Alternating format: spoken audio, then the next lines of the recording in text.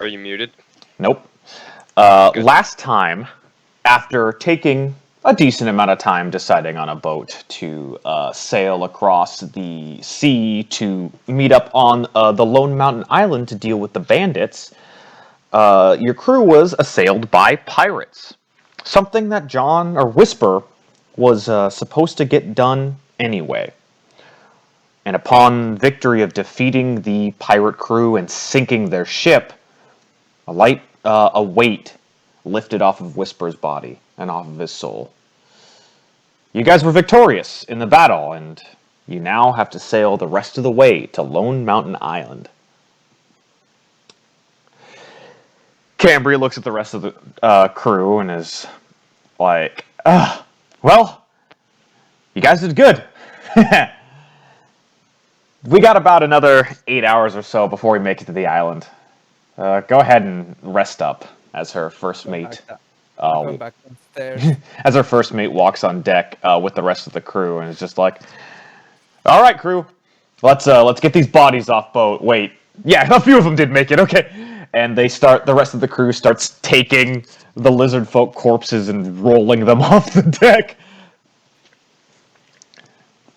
I'm just going to make sure any remaining fires are put out. Mm-hmm. I'm going to go downstairs and go to bed. Same with Whisper. I'm just going back to work. Sit on the stairs and rest up.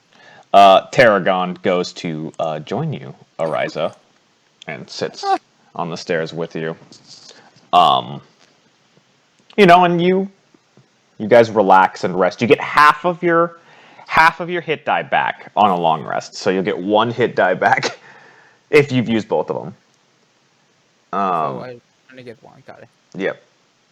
Yeah, but it's weird because you get half of your maximum hit die back. I mean, we only have 2 right now, but anyway. It was enough. Yeah. So, everybody go ahead and heal up all the way, get all your spell slots back. That's really nice. During, and all of your abilities and stuff, during this time, Tarragon, since you're just kind of resting, looks at you, Ariza, and is just like, so I need to ask, how did you, Goals, and Whisper meet? Well, we were all on the road adventuring. Mm-hmm. We were all pretty weak and not doing too great on our own. So, we decided to join up.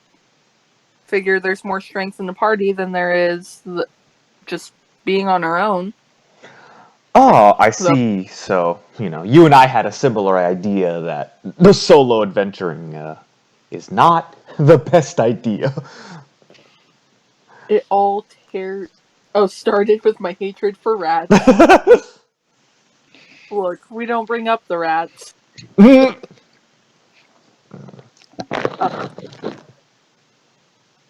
But yeah, we are pretty similar. It's strengths and numbers, right? Right. I just wanted to ask. All right. So do you guys do any, talk? Do most of you just kind of sleep, where both Tarragon and Ariza are doing just light activity for 8 hours? Whatever bed Goals picks, I'm going to, kick the bottom of his bunk and go, hey, I was going to sleep in that one. Yeah. Both of you to assume I'm going to sleep in the bed. Oh. Alright, fuck it. I climb top bunk. I'm making sure I'm away from Latrarius. You find a bed away from Latrice. That's funny. I would like to cast Firebolt on Whisper. No. But yeah, you guys, you spend your 8 hours resting and healing after that. You're starting to get the hang of this a bit better, this teamwork thing. Are we really? I don't know, all I did was set something on fire and try to stay hidden.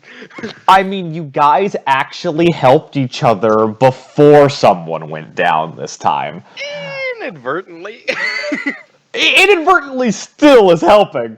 But after after the 8 hours is up, you hear shouting through the deck, "Land ho! Land ho!" As it just kind of rocks whoever's sleeping awake. Tarragon and Ariza, the two of you already kind of see it since you're just hanging out on top deck.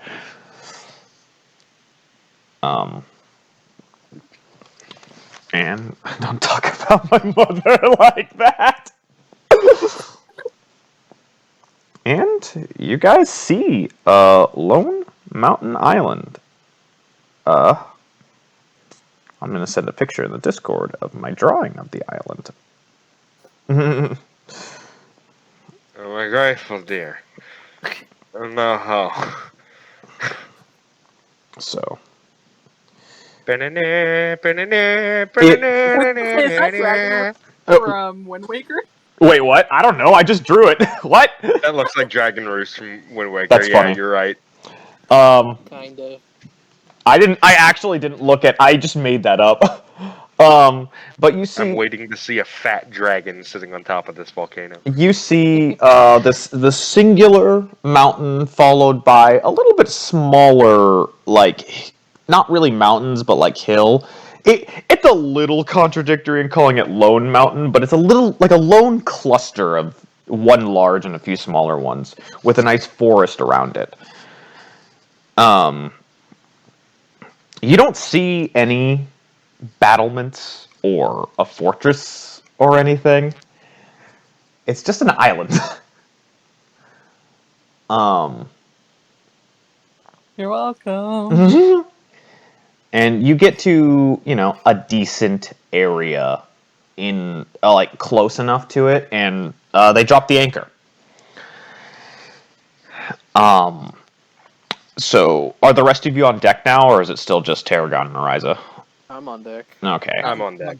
Alrighty. I'm on deck. I'm on deck.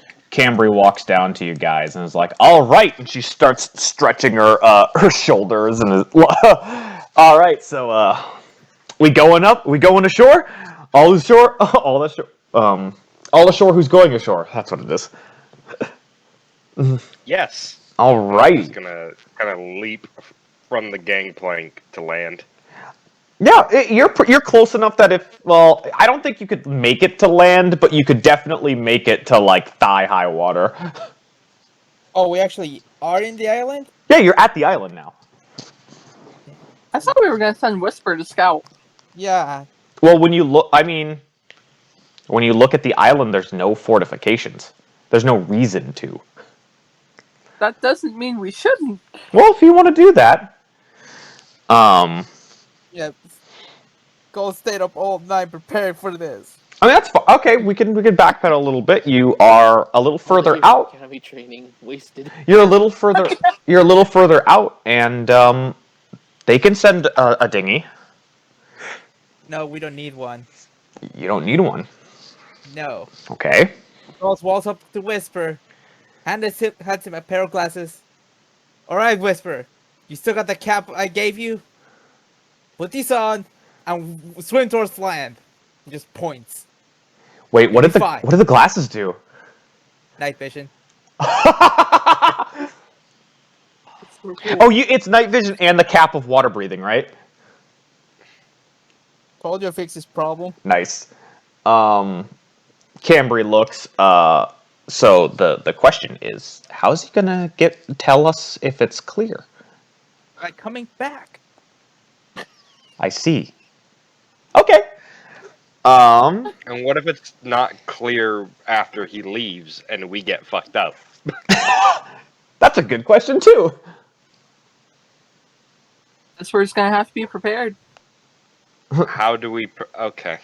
I mean, we could take the dinghy and just be a little offshore, a little closer in a smaller boat, less likely to be spotted. Fair enough, Yeah. I guess. Okay. So I guess you all prep in a dinghy and go halfway to shore before Whisper jumps off. Is that seem to be the new plan? That seems to be the plan. Alrighty. So, alright. I'm gonna just gather everybody so that we're all here.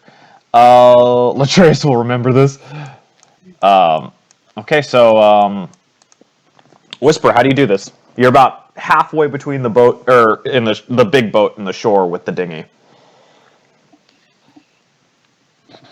The water's nowhere near as deep as it was now. It's like, you'll be under it for a little bit, but like it's not like you're gonna sink for a minute.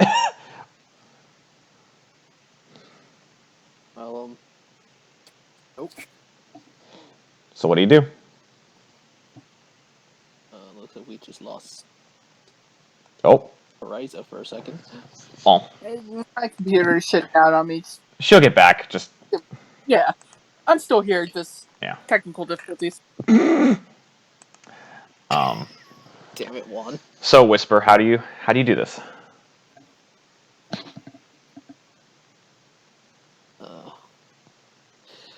Well, make sure the cap's on Yep. and the glasses. Okay. Juan, you made these glasses knowing that birds don't have ears, I'm guessing?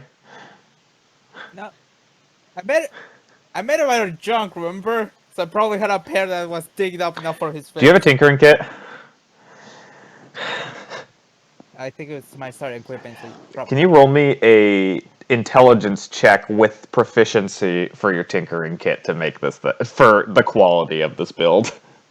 I think it would be intelligence. Yeah, that's what I'm saying. Intelligence plus proficiency.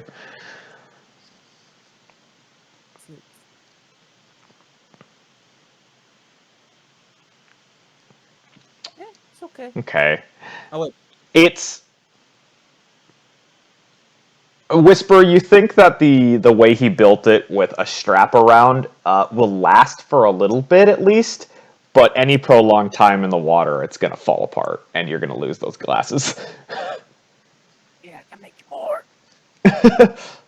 So, I'm gonna put the glasses away for now. you suspect it would be still enough daylight to see underwater, at least this closer to the ship, or to the shore. Yeah. So, jump in and activate the cap. Alrighty. So, you jump into the water. What is your first instinct, John, about jumping into the water? Like, do you hold your breath as your first instinct? Yeah. Okay. So, you swim to the bottom of the ocean. It's a little difficult because of buoyancy in your lungs. And what's your constitution mod? Wait, I said I activated the cap, right? Yes, but this is your personal instinct. Oh. So, you're not used to breathing underwater, right? Well, My the con way is the a +2. So, the way the cap reads is it just creates an air bubble around his head. oh, it does. Oh, okay. That's why I asked you to define Right. how it actually works. Usually, well, that's a spell for water breathing. Okay. So never mind. You have an air bubble. I probably realized this after a few seconds. I'm just Yeah. kind of thankful nobody could see me blush underwater. But your natural buoyancy makes it a little hard for you to stay too low. You can't walk on the bottom. You do have to I swim. know, but I'm just, low enough to at least So not be seen easily. do you want to stealth up to shore? Yes. All right, roll me a stealth check.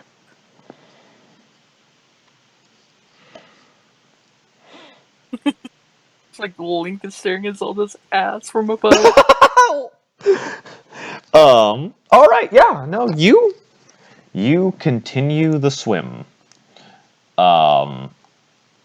And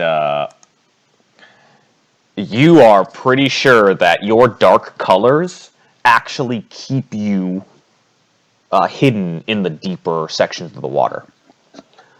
But as you're swimming, the shore starts to get more and more closer to you as it raises. And you're getting across light-colored sand as the sunlight still kind of reflects off of you. Roll me another stealth check.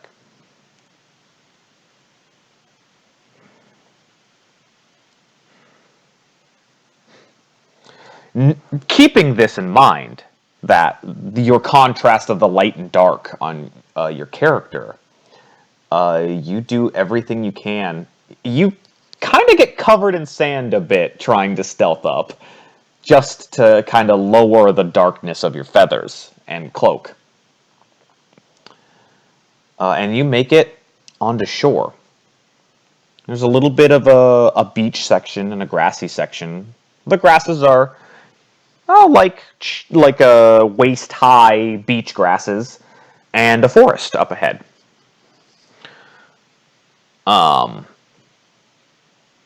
What's your plan?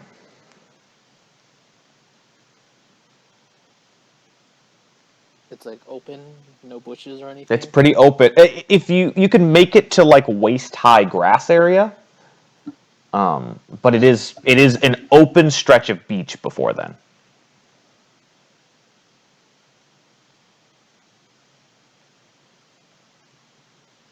Do I see anything out of place? Roll me a perception check.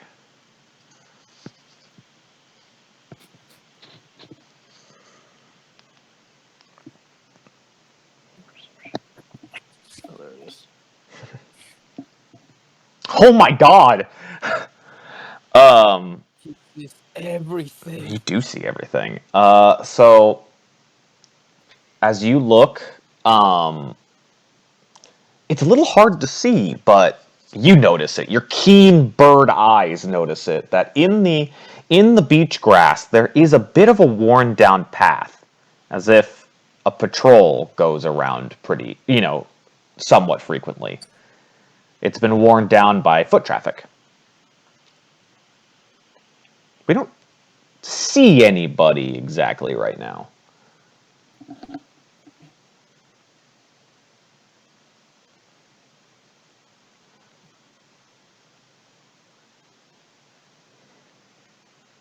I'm What's your next move? gonna try to move to the room. Nothing wants to.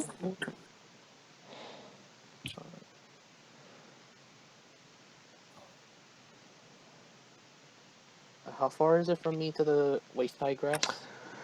I'd say it's like a 100 foot dash, like 100 foot sprint to get there.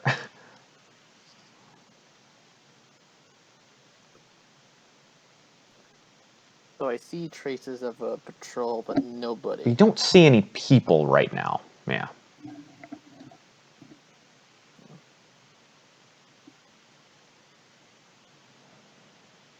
Is there any other cover I can see, or? Oh, there's a forest past the beach. Or past the grass.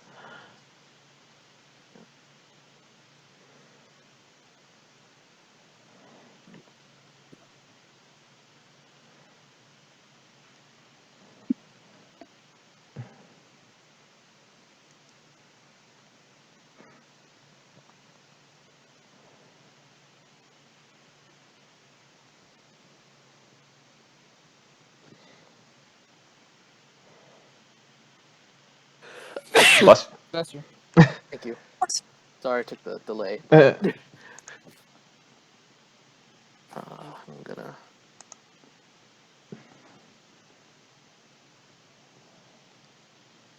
Maybe.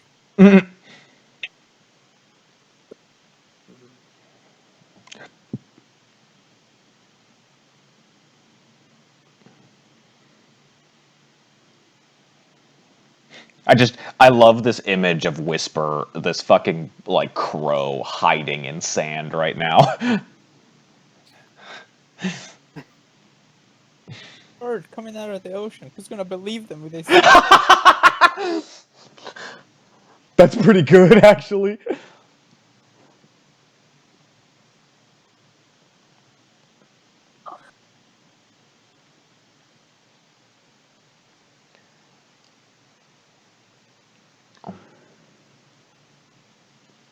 So, Whisper?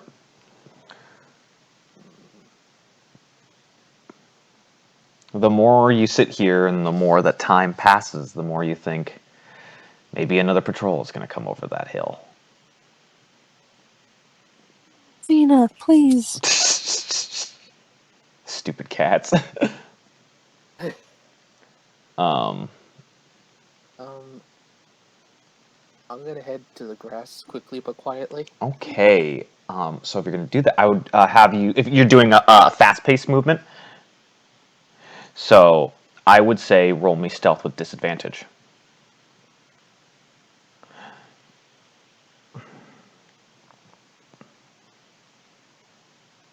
Whew. Both ends. Yeah. You kind of stumble a bit as you're more just trying to get to the grass as fast as you possibly can. You get there. And, wow, that's incredible. You get to the grass, and are you gonna? I would have you roll me another perception check, as you're probably gonna be looking around, right? Yeah. Okay, go for it.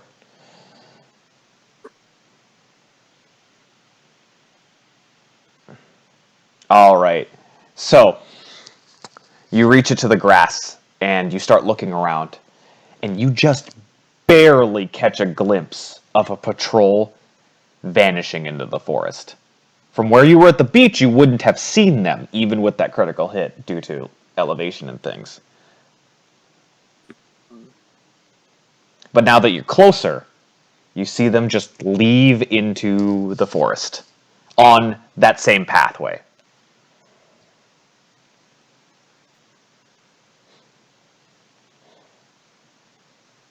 And you don't see anybody come in the other direction.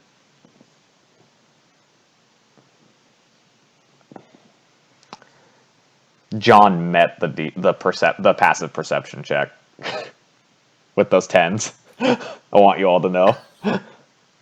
Cool. Yeah. Oh yeah.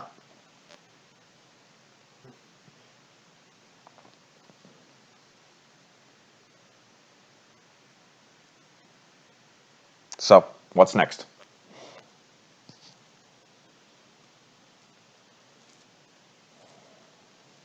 Since I have a good cover now, I can. How far is it to the forest now? How far is it to the forest?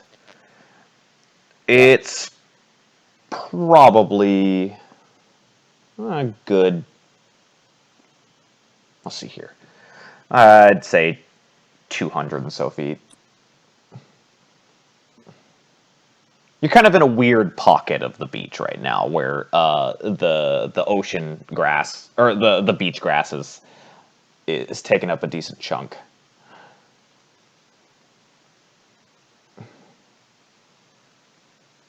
And how much does the cover of the grass extend to the forest? The grass is pretty even the entire way to the forest.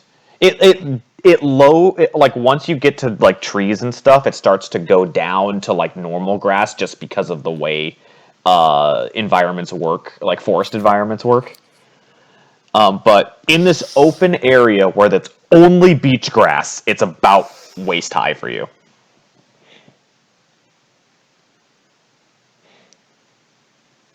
Yeah, and that's pretty tall grass. Oh yeah, this is real too. This is we have this in Oregon. Yeah. Hey, Jazz made it back into the game. Does it Finally. look for daylight? How does it look for daylight? You're close to like the. Let's see here. You guys left at about 9 a.m. It took about 12 hours. Oh man, yeah. The sun is like just leaving. It's because it's like springtime. So at the end of springtime, yeah. The sun is probably just left horizon like 20 minutes ago. So it's like kind of dark now. Yeah. I'd say I'll still give you the 25, but because I forgot about time. I'd say that you reached the beach as it was hitting horizon, and then as you are taking your time to get through, it has passed tonight. Okay. Enough time to be using the glasses Yes. now? Alright. And I'd say you'd know that for your other perception check. So, do you guys think he was eaten by, like, bears and tigers or, like, wild boars or something? Matthew? Alright. Well, I'm gonna put the glasses on, and I'm gonna head back to the beach quietly. Okay. Alright, go ahead and roll me that stealth check. I mean, if you're gonna be stealthy. Alright, yeah. You make it back to the beach, and then you have that 100-foot beach dash to the ocean. Pirates of the Caribbean running. Yeah! So do you just make a break for it and go back to the dinghy? Okay. Yeah. I'll also make sure to activate the cap when I get to the Yeah. water. So about an hour since he left, you see.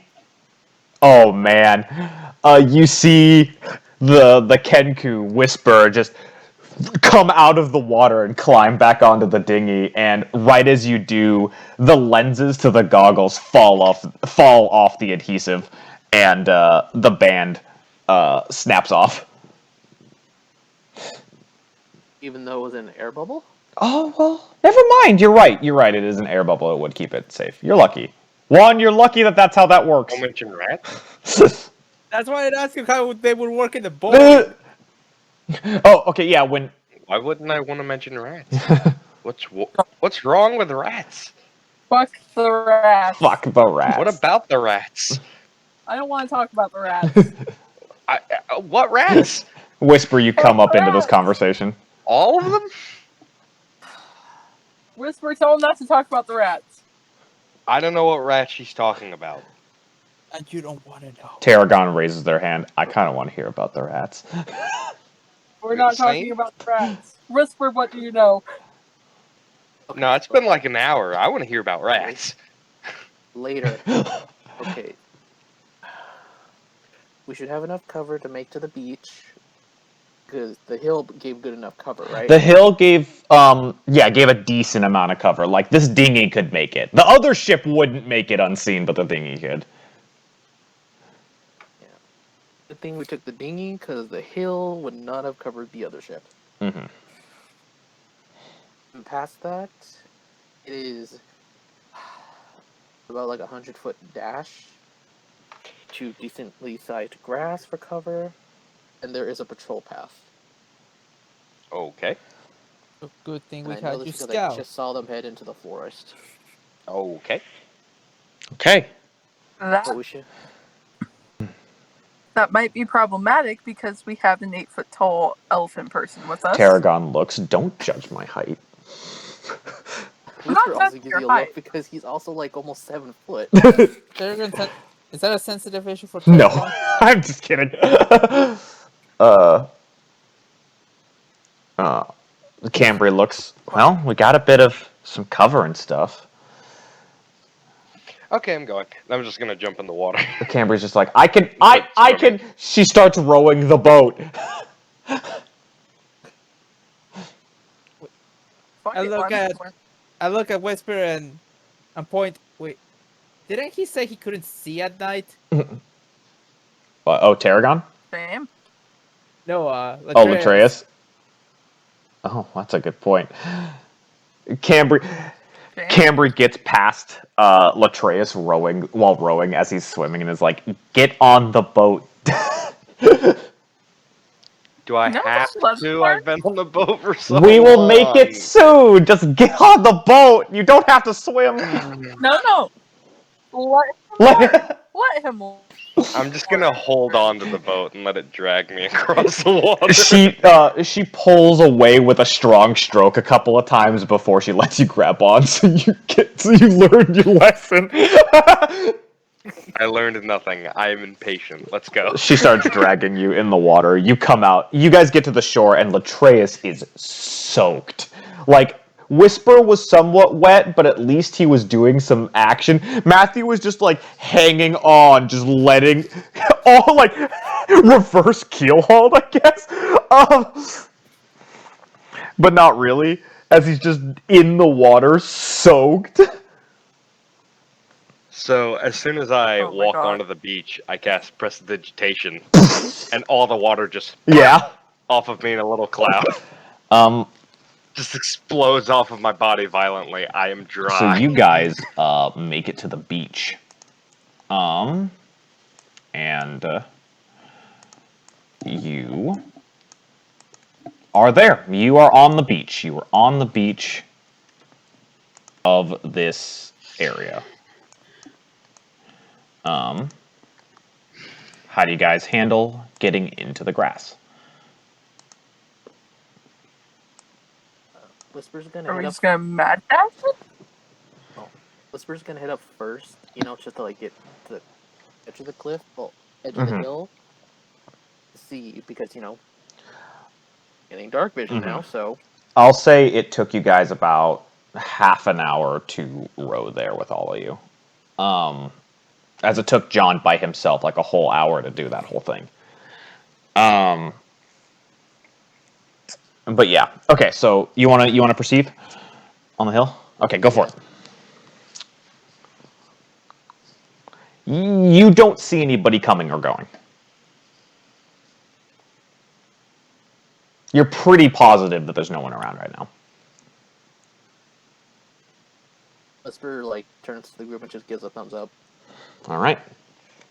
You guys see a thumbs up up on the hillside, and so you guys can... We lost Jess. We lost her in Discord. I see. Mhm. She will be Hello! remembered. Welcome back.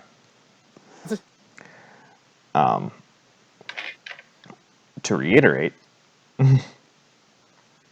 So Whisper gives the group a thumbs up. yep, Whisper gives the group a thumbs up while on the hillside. So, I don't see it. good point. Good point. I cannot see you. The peep... You are black and it is nighttime. I don't know So, what you expected. Ariza, Cambry, and Goals can see in dim light the bird person giving a thumbs up.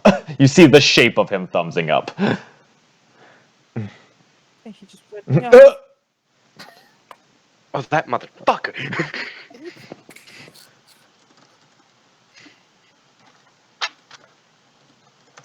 All right. Horizon. I think that she's having difficulties with her voice. Discord weird for anyone else. No, we can't hear you.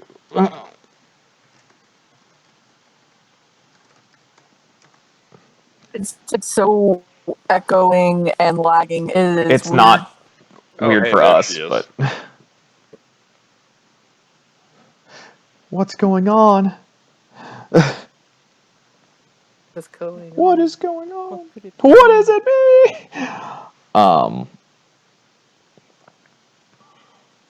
Right. So, But yeah, Horizon, I gave a thumbs up. yeah. But only half of the group. Yeah, saw it. you, Goals, and Cambry saw it. I'm gonna tell everyone to go ahead and we'll head towards the All right. grass. The group goes to the grass. Are we gonna try to... You're pretty positive that you probably don't need to stealth to the grass. Or even if you did, it wouldn't help very well. Yeah, I mean, Whisper takes a glance at Tarragon with the skin. Or half man. Guys? Yeah. Guys? Tarragon, you Where did- feel a big hand of an 8-foot tall elephant person grab onto your hand Oh, not again. and start leading you as they're smelling. Listen, we can talk about this. It's okay. I got you. Oh, grab okay, it. thank you. Just hold on to your buddy. Just hold on to your buddy. Tarragon's using their And I'm pristine sense of smell to follow the group. Tarragon's like almost hoisting me off the ground. I'm like reaching out with my staff like a blind man. Oh man. Jazz is muted, trying to get things. So I just threw my mouse. I'm muted because my okay. dog's barking. Okay, So I just threw my fucking mouse for no reason. Okay, so you guys, uh-oh, Well, go pick I it back have up. it now. Oh, Apologize to your What is mouse. going? I can't. I am not on the right layer. That's why I can't do anything. So I'm gonna grab all you guys. Not on the right layer, dummy. Copy, and we're gonna go to my generic land map. So let's say grass is over here. So Tarragon is holding Latreus's hand. Go ahead and put yourselves in, or the rest of you go ahead and put yourselves in the order of how you're walking. well, Whisper said he was in the front, so where is he at right now? I'll put Cambry there. it's loading slow for me. Just That's give me fine. a bit. Man, I don't know about you guys, but whoever's idea it was to attack a base at night, fucking terrible. Don't worry, as soon as we find their base, you can light a fire. Well, you know, if we had taken the slower ship, we probably would have gotten there during the daytime, and you could have seen. Fuck! Fuck! Yeah, and if we took the slower ship, we still would have been attacked. Maybe more times than we were. Oh man. Oh. Well, you win some, you lose some, right? Yeah. No. No, I have only lost some. So, how are you guys moving through the forest, or moving through to get to the forest? Poorly. I'm talking about like speed. I'm talking about, you know, stealth. I think we should be trying to stealth. You should be trying to stealth. Yeah, cautiously. Okay, so you're gonna move at a somewhat slow speed. 5e speed.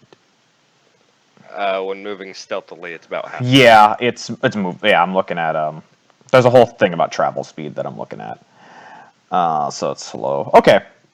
So yeah, if you guys want to roll stealth, and we'll take a party average for this.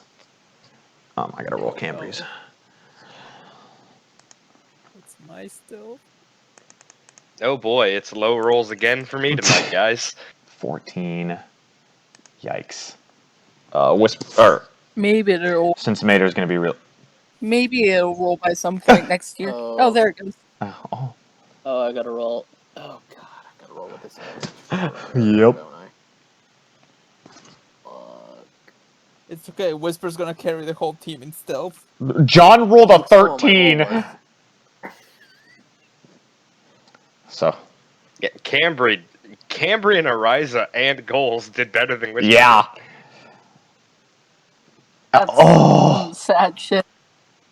To be fair, Tarragon is having to drag around a very whiny and very loud Latreus who cannot. Also has scale mail.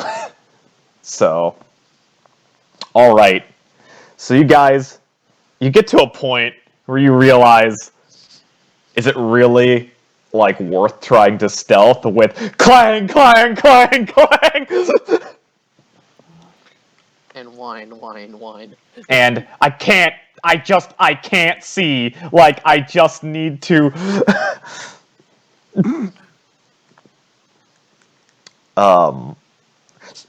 Hold on, I want to look at something on my character sheet. Actually, wait, no. I can see 10 feet around me in dim light. Yeah, you can.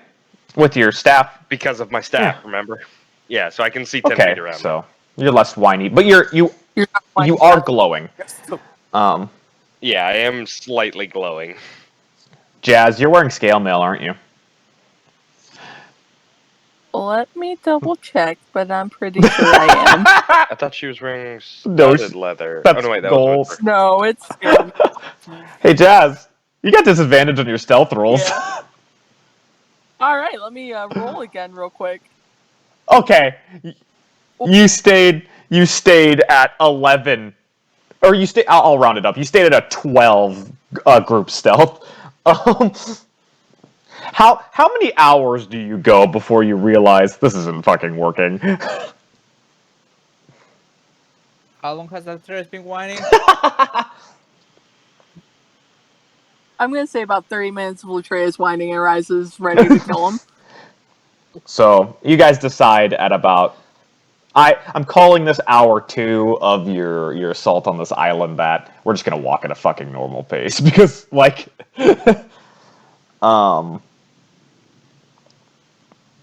but yeah, so you decide that you're just gonna start walking at a normal pace. And Whisper is gonna be a bit to the side though. That's fair. Just to... and I want 2 people to make perception checks. I don't care who. 1, 2, 3, not it. Not it. Whisper made one. Let's see. Are you gonna make one, Juan? Okay. Yeah. You can also help take the help action and help Whisper and give him advantage. I'll give him the help. All right, take advantage, John. He's got 17. Is your plan to follow the patrol path? That's something we never established. Yes, you're going to follow it? Okay. So you're following the patrol path and keeping at a normal pace.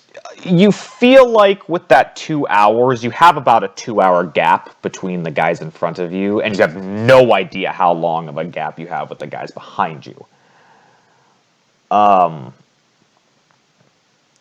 But you go for a decent amount of time. You walk through the night without an issue. As Latreus and for Tarragon, you guys notice that morning starts to dawn. Morning would thank be fuck, about I can 6, see. so that's about 7 more hours. Okay. So okay. Here comes the Do-do-do-do. sun. Do-do-do-do. And you guys have been doing this journey for. You've been going for about 9 hours now. You could probably go a little longer without having to take a break, as you've been up all night. Go ahead and just snap a ration while I have the opportunity to, since I'm just. Oh yeah, walking.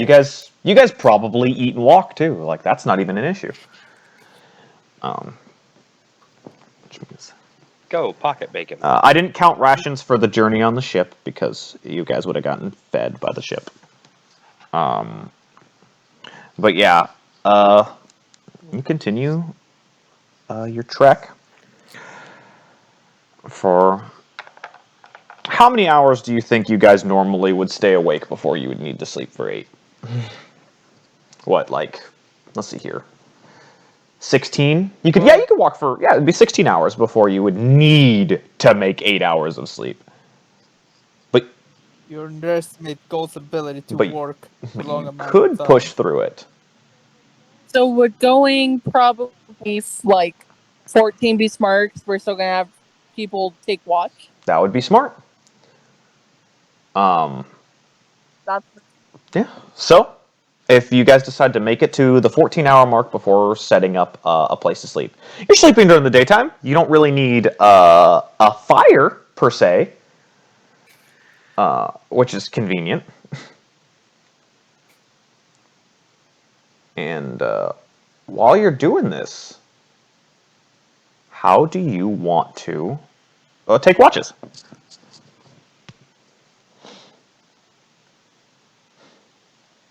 I'll take a watch with gold. Okay, you'll take a watch with gold. Ariza will take first watch. Anybody else want to take first watch with Ariza?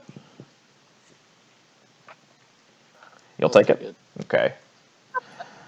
So I'm going to say, we'll say Latreus and Goals take second watch, and then Cambry and Tarragon take third. That'll work. So Ariza and Whisper, you guys, where do you decide to set up? A little off the beaten path, I'm guessing? Yeah. Yeah. That makes sense, right? Um, Really want to set up on a patrol path. that's fair. Yeah. So you set up off the path a bit. Does anybody? Are you guys going to hide your camp a little bit? Yes. Yes. I'll Yeah. try. So it would be a survival check, or Wait. somebody who has the best survival with a help action.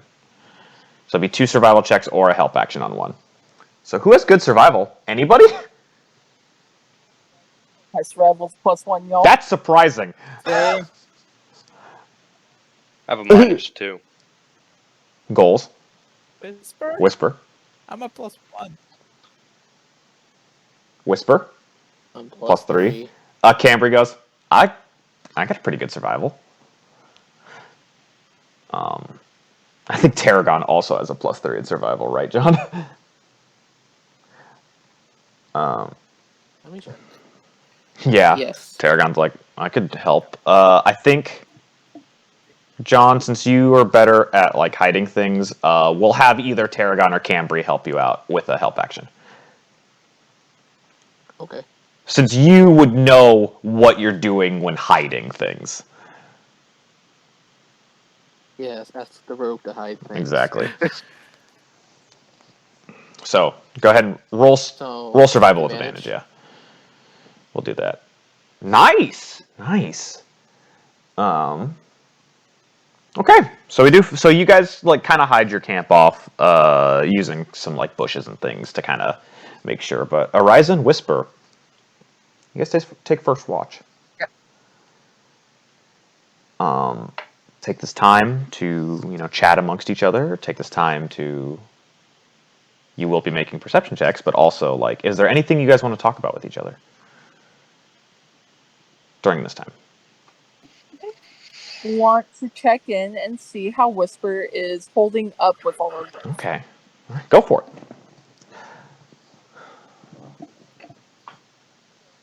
So I'm gonna go ahead and ask Whisper. How are you holding up?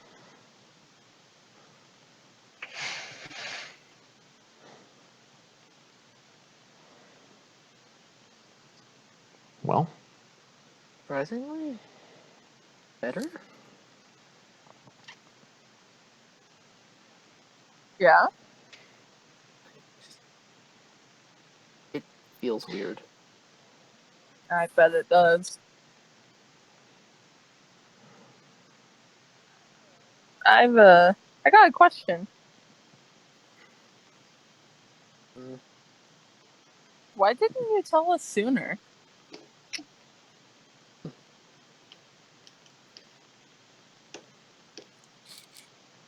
it just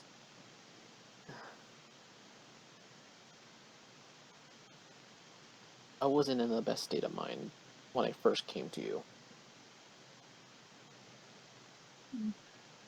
Fair enough. Would I have noticed like he wasn't in the best state of mind when he came? Oh yeah, John. I don't think John's charisma's John, is your deception good? I don't know. My deception's a +2. I'm gonna be real honest with your situation, John. You were a frazzled bird. Like, he looked rough when you first ran into him, like he had been escaping from things. Yeah. And it doesn't help that he had Racket, who, anytime he tried to lie about how he was doing.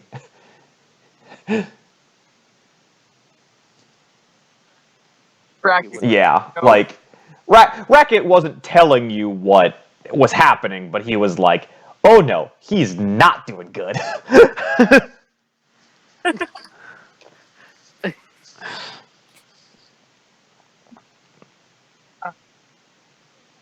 just gonna kind of sit and think for a minute. Then I'm gonna tell him, I don't think it was your fault,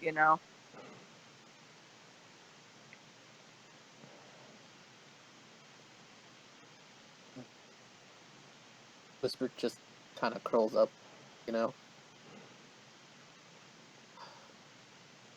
after thinking about it, yeah, you might be right. Just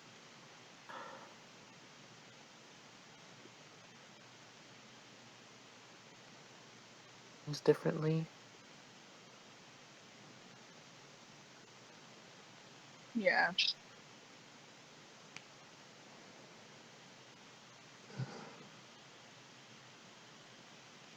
Everything spiraled out of control so quickly.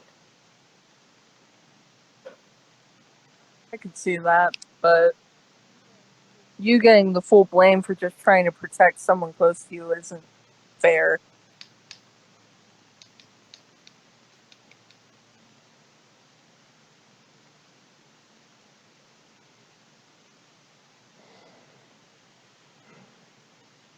Do you have anything to say after that, John? Strange to think happens, actually. You hear a whispered chuckle. Like, I would think, like, out of all the time you've known him, like, this is probably the first time you've, like, heard him, like, laugh, I Oh my guess. god.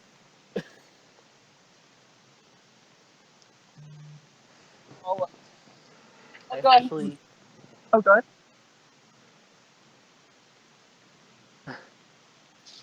funny thing, I actually had a whole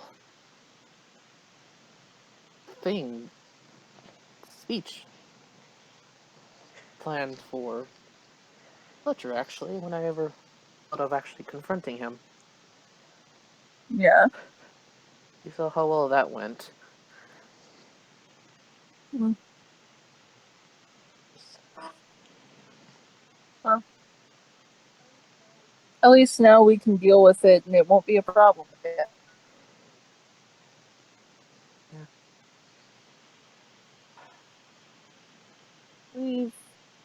We've got your back, Whisper. We'll take care of Racket, too. I want to get this done and get back to Racket. Around this time, I'd like to ask a perception check from either both of you or giving a help action to an ally. I will go ahead and help you if you want to make it. Man, John has to do all the perception checks because Matthew and Jazz's perception suck. 21. That's really... You don't see anybody close, but in the distance you can kind of hear some rustling. You're pretty confident about your setup, so however you proceed when switching shifts is up to you.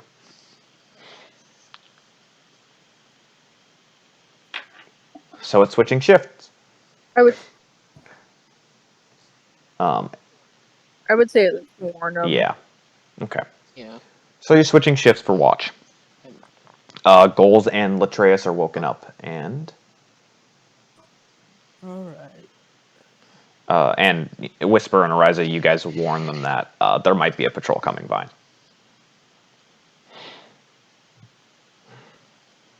Do we know what direction? The way you guys are coming from.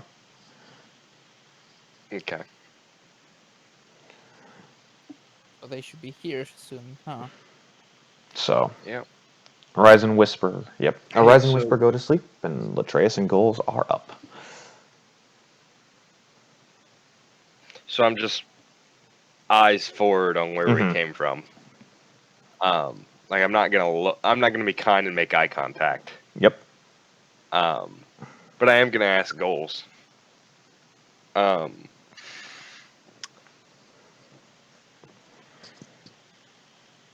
Who do you think you're fooling? About Your magic. It's not natural, and you're definitely no enchanter. look So, what is your magic, and where's it coming from? Because it's not from you. coming from mystical arts. That's all you need to know. It's magic. No, mystical arts would imply that you're a wizard, or perhaps even a warlock. And I've dabbled in the occult. You're no warlock. You're clearly not smart enough to be a wizard. You're That's crafty, supposed I'll to give be you that. right. But you're not smart. Crafty, but not smart. Not like book smart, you know?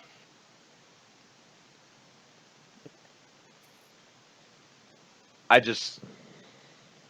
think you're fooling yourself if you think pretending to be something you're not is gonna do you any good. Oh, don't worry. My powers just need a little boost. That's all. Right, that would be like making a deal with like a patron of some kind, which would make you a warlock. But your boost in power, I don't think, is going to come from anything that's not hard earned by yourself. You know, I'm fortunate. I was born with magical abilities. Hell, I'm from the Feywild. You know, we told you where I'm from, right? We're a town of wizards and mages. I'm naturally talented at this stuff. No, naturally talented would mean that you're like a sorcerer, like me. Like, this shit literally runs in my blood.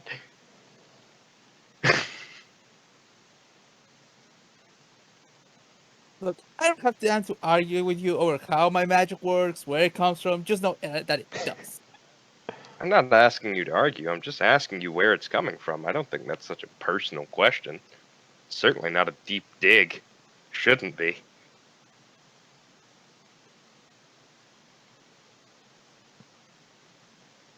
Alright. If you really must know, I harvest the power of the elements and then use them to fuel my own stuff. So, like a druid. In a way.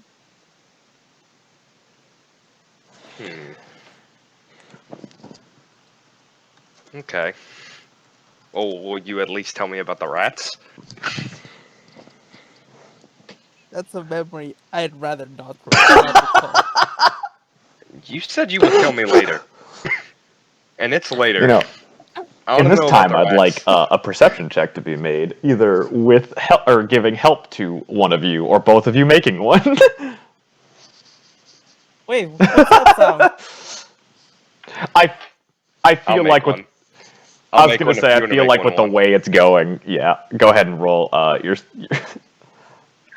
God, yeah, hold on. Let me just get these bad boys out of the Matthew way. is God, fucking Latreus. terrible. Latreus is All so of them. focused on the conversation with the rats, and Goals turns, and you see one of the patrols going by on its patrol route. They don't seem to have spotted you, but they're going by.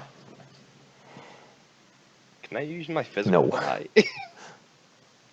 Oh, Does it seem like I they'll wouldn't be rolling like ass. does it seem like they'll No, you cross our guys went path? off the side of the path. They seem to be going along the path you guys have been following for hours. Alright, so can I tell There's how about many there are 5 in of the them. party? Just some generic ass bandit types.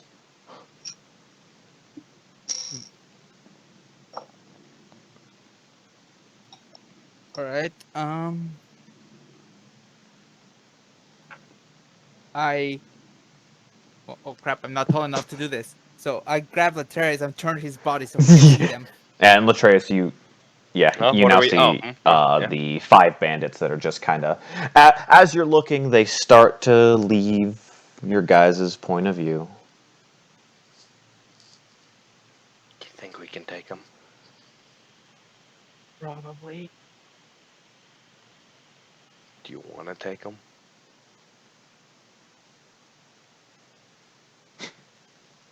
We I don't did want- have that conversation about stealth versus Zemnian stealth, and you kind of like Zemnian stealth.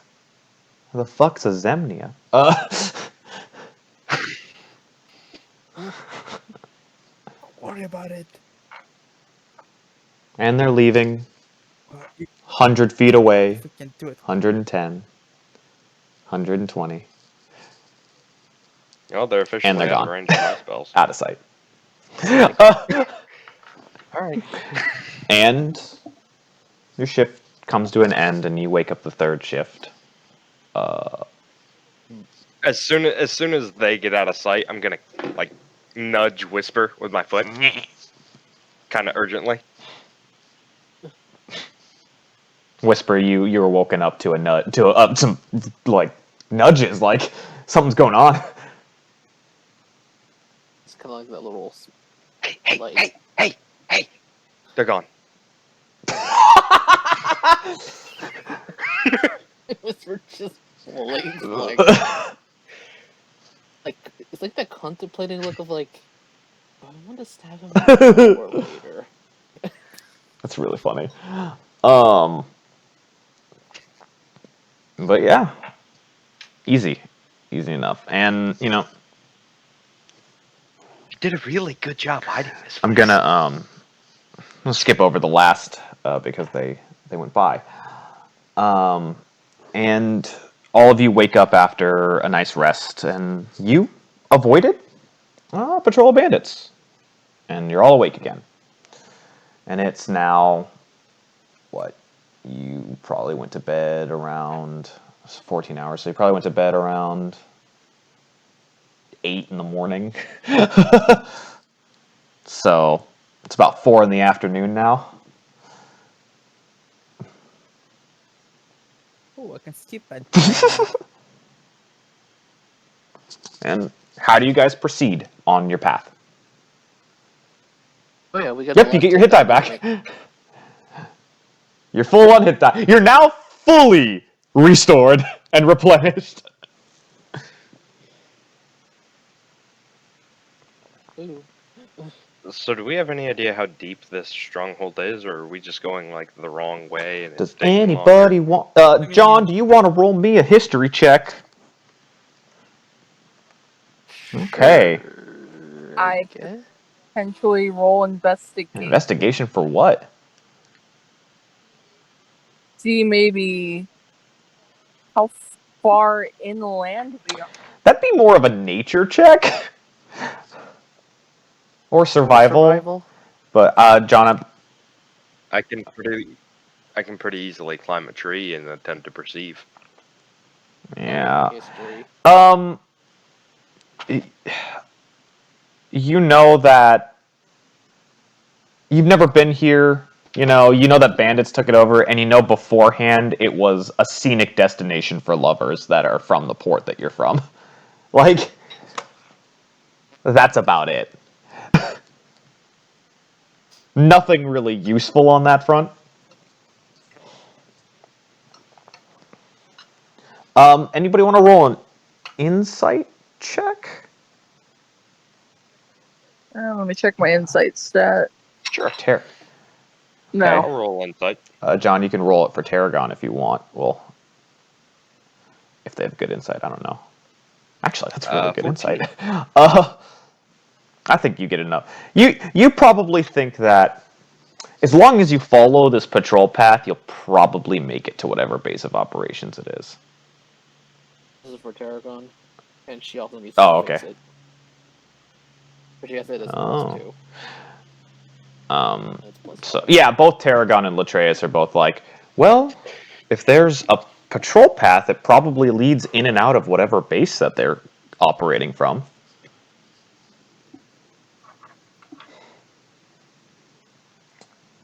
So, that's your insight on this. All right. Okay. I just pick up my quarterstaff and Okay. start walking.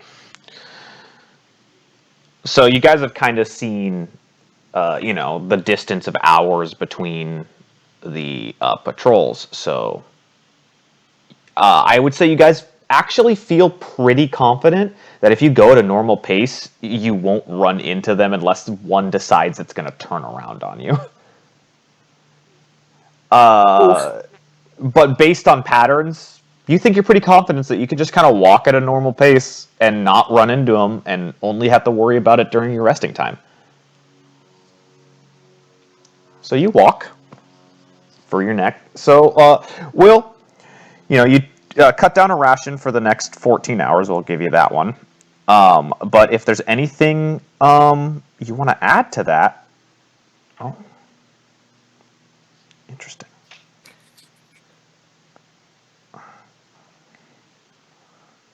Oh, so is there any kind of con? Hey, Ariza. Hey, What? Ariza. Hey, What? are we there yet? Why don't you roll a perception check? Okay. Will you help me? Yeah, sure. Thanks. You're welcome. 16. It's Hey, No, hey, you're God, not are we there there yet. yet? But that's.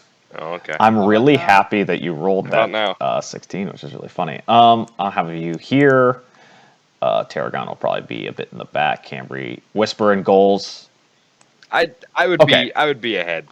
I'd kind of be walking a little bit ahead of Whisper just because I don't really care to stealth. So the rest of you figure out your. Why did I? No, am I an idiot? Your order, as well as how this is going. So you're not stealth. So you guys are walking, and you hear behind you a snap of a branch, and you see a bandit looking straight at you like, oh fuck. and what? And Hey. immediately all the other, and like you start noticing all of them as they rolled shit stealth. I just hearing the branch snap, turning around and looking at him. I just want to persuade them and just go, don't We. make a big deal out of this. We are lost What do you as mean shit. you lost the shit? Look, obviously You shouldn't I'm not even from be here. on this I'm from the island. fucking Feywild. I shouldn't be on this plane. Honestly, like I You know what? don't know You how I roll a got here. persuasion check, Matthew. Okay. And one of 18. them goes, well, obviously he shouldn't be here. But what about you? And he points at Cambry. You should fucking know that you shouldn't be here. And Cambry's like, ah, shit. Everyone roll me initiative. like, yes. Do I need to? You're with. Oh, but I'm not with That them. wasn't part of your persuasion. Oh, the That's okay. friends, Reach just fireball. I think how Cam just gets involved. It's just like, oh fuck. Just wait. Matthew, was that your No. 11? Was that yours? Yeah. Okay. Yeah, 11 was goals. mine. Oh, wow. Juan actually got a 20. That's nice. Not left. Is that for Whisper? Not left. Ooh, Yikes. Whisper. You and me, buddy, at the caboose. All right, John. What about for Tarragon? Remember, you're playing 2 people today, for now. Man, it's almost like as if Mater's still here with us. In spirit. They're both just so quiet. Wow, Tarragon got a 19. That's awesome.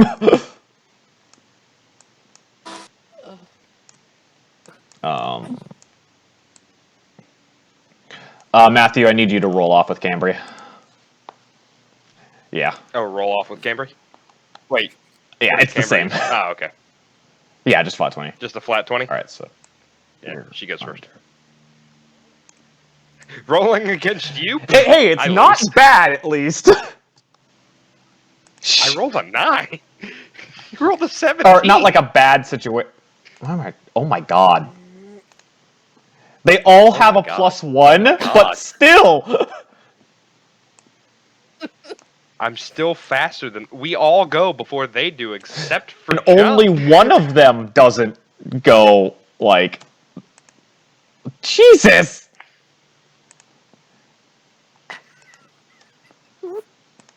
No, 2 of them go before John. The 13 and the 10. Yeah. Oh, what the fuck? What is this? They're all gonna die!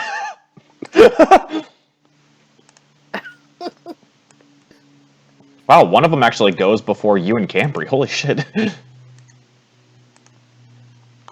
I'll give them a fucking... What? Which Which one goes before me and Cameron? The 13. Yeah. Oh, the 13 guy. Well, Goals, you go first.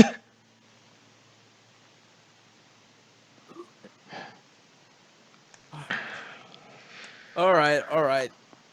So, Goals picks up Okay. 3 stones from the ground. I casually walk up to Cameron and Tarragon. Give him each stone. Say, throw this at them. Okay, They'll we'll go use away. Tarragon and Cambri's free actions for picking up the stones. Oh. And then I just throw it Okay, at this roll an stone. attack. Okay, that was plus Dex. Well, no, it's plus your spellcasting mod. Remember? Yep. Oh, that's right. Plus 6. Cool. Magic stone. You hit him. You fucking nail him. Yeah, the damage was 1d6 plus my spellcasting mod. Cool. Them walking up on you is and breaking this fucking branch is what's going to happen to their bones when you're done with them. I whisper over to Ariza. Oh my god, you hit him and he's just like, you hit him in the head with that throw and every orifice in his face is bleeding. Like, he's like, ah! Ah! No one can deflect the Emerald Is that your whole Splash. turn? Hey, Okay. Matthew. It is Tarragon's turn. What does Tarragon do, John? Tarragon also now has a magic stone that is a +6 to attack because of Juan.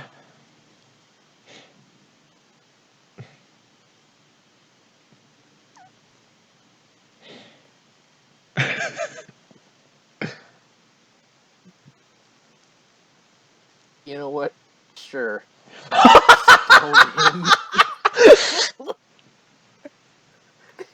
All right, go ahead and roll that. Boo this man! Boo him! Yeah, you hit him and he fucking dies. Like, you guys killed the one that was in between the 11s and Whisper. But yeah, he fucking dies, and the rest of them like, shit, Ariza. Or is Tarragon gonna move or do anything else? That was just their action. You're gonna step in front and be a shield. All right, Ariza. I yelled, do you guys still want to do this? Remember, Ariza, you can switch weapons as a bonus action. I can. Right now, I will have out my rapier, though. What? Oh. Huh? Hold on. Hold on. Actually, can I just have my crossbow out instead of my rapier for... Yeah, it'll be your free... You didn't have to use your free action to pick up stones, so yes. Since you didn't specify which weapon you had out. So I'm going to call out, last chance to run. They kind of look at each other like, you're on our turf! Then your choice has been made. I'm going to put you at this one. Oh, wait, I'm on the wrong tool. What's your range for your crossbow? This one. It's 80? It is. And which one are you attacking? This one? Or that one? No, this one. Okay. Alright. Roll to... It's 75. Roll to hit. So... You guys are just like, you get the option to leave, and you fire, and it whizzes off into the forest and hits a tree somewhere. He's just like, shit. What were you trying to do with that one? Wouldn't you like to know? Are you gonna move or do anything else? Yeah, I'm gonna go ahead and move up. Cool. And that's my turn. This one he can only move. So this one has his weapon out. Was that 40? Was that 30? Yeah, it was. And he runs up here, and he's like, and he pulls out his crossbow, And he's like, big target, and he goes to shoot at Tarragon. I know I fucking miss, and it just his crossbow explodes. No, the bolt. Like, Oh, I was gonna do something funny. and no, cool, he goes but to sure, fire that at works. Tarragon, and their lack of weapon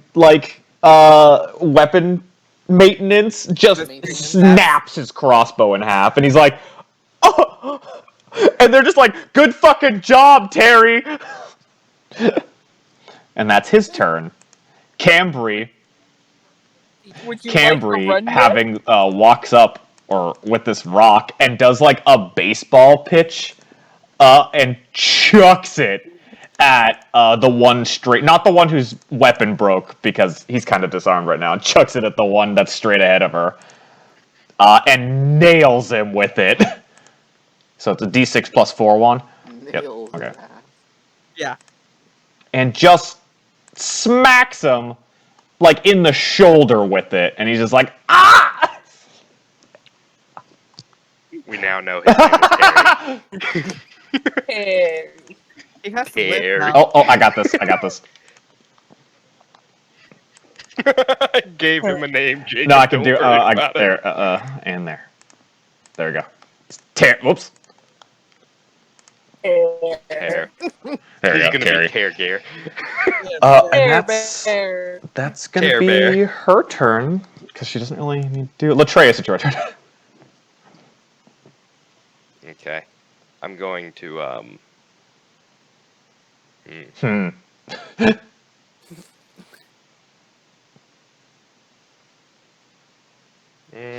Do, do, do, do, do, do, do. Poof! Ah!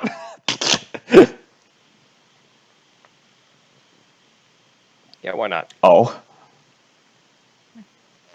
5, 10, 15, 20, 25, 30. And Jacob, I need Yeah. this guy here to make me a waiting for my spell to load. A dex saving throw. Dex saving throw. I rolled a 20. Well, it whizzes by him, but another rock from the ground just What the? Oh, catapult. Catapult. past him. She's like, ah! Yeah, Oh. got He's a like, the oh, rock. oh, ha! Seriously, man, like we could have Spikes. avoided this. Your buddy Terry. One of them's fucked just up like, real Spike's bad. not gonna like it if we. Spike's not gonna like this. You gonna do anything Spike's else? dead. Roll me a deception check. What? Yeah. Deception, you say? Wait, can I help if I show the map? 16. Oh, they don't believe you. I mean, if you wanna show Of course they don't. Jazz, you pull out the like, you know, the notes, and they're just like, that just means you killed our other guys. Whisper, it's your turn. Damn. I'm gonna count that as your bonus action, Matthew. Yeah.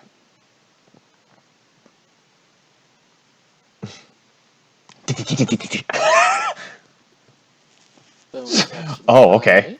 Roll to hide. Okay, you think you're pretty hidden.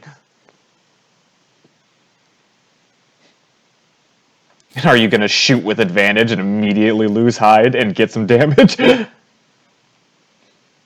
Don't shoot Terry. He's having a bad day. We recruiting Terry. Yes. He will be our DM. Okay, go ahead and shoot at him. With advantage. We will have 2 rogues. Terry and Whisper. At least Terry speaks to us in his own voice. Are you okay, Matthew? No, because I'm having You hit him. another one of those nights where I'm just getting outrolled on everything. And Yeah, my you rolls nail don't that mean bandit, shit. John.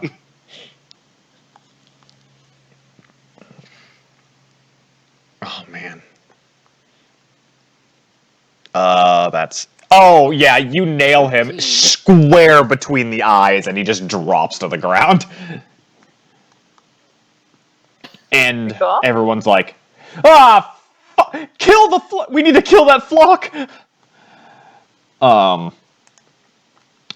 Bandit up here pulls his light crossbow out and goes to fire it at Whisper, who no longer is stealth because he took a shot.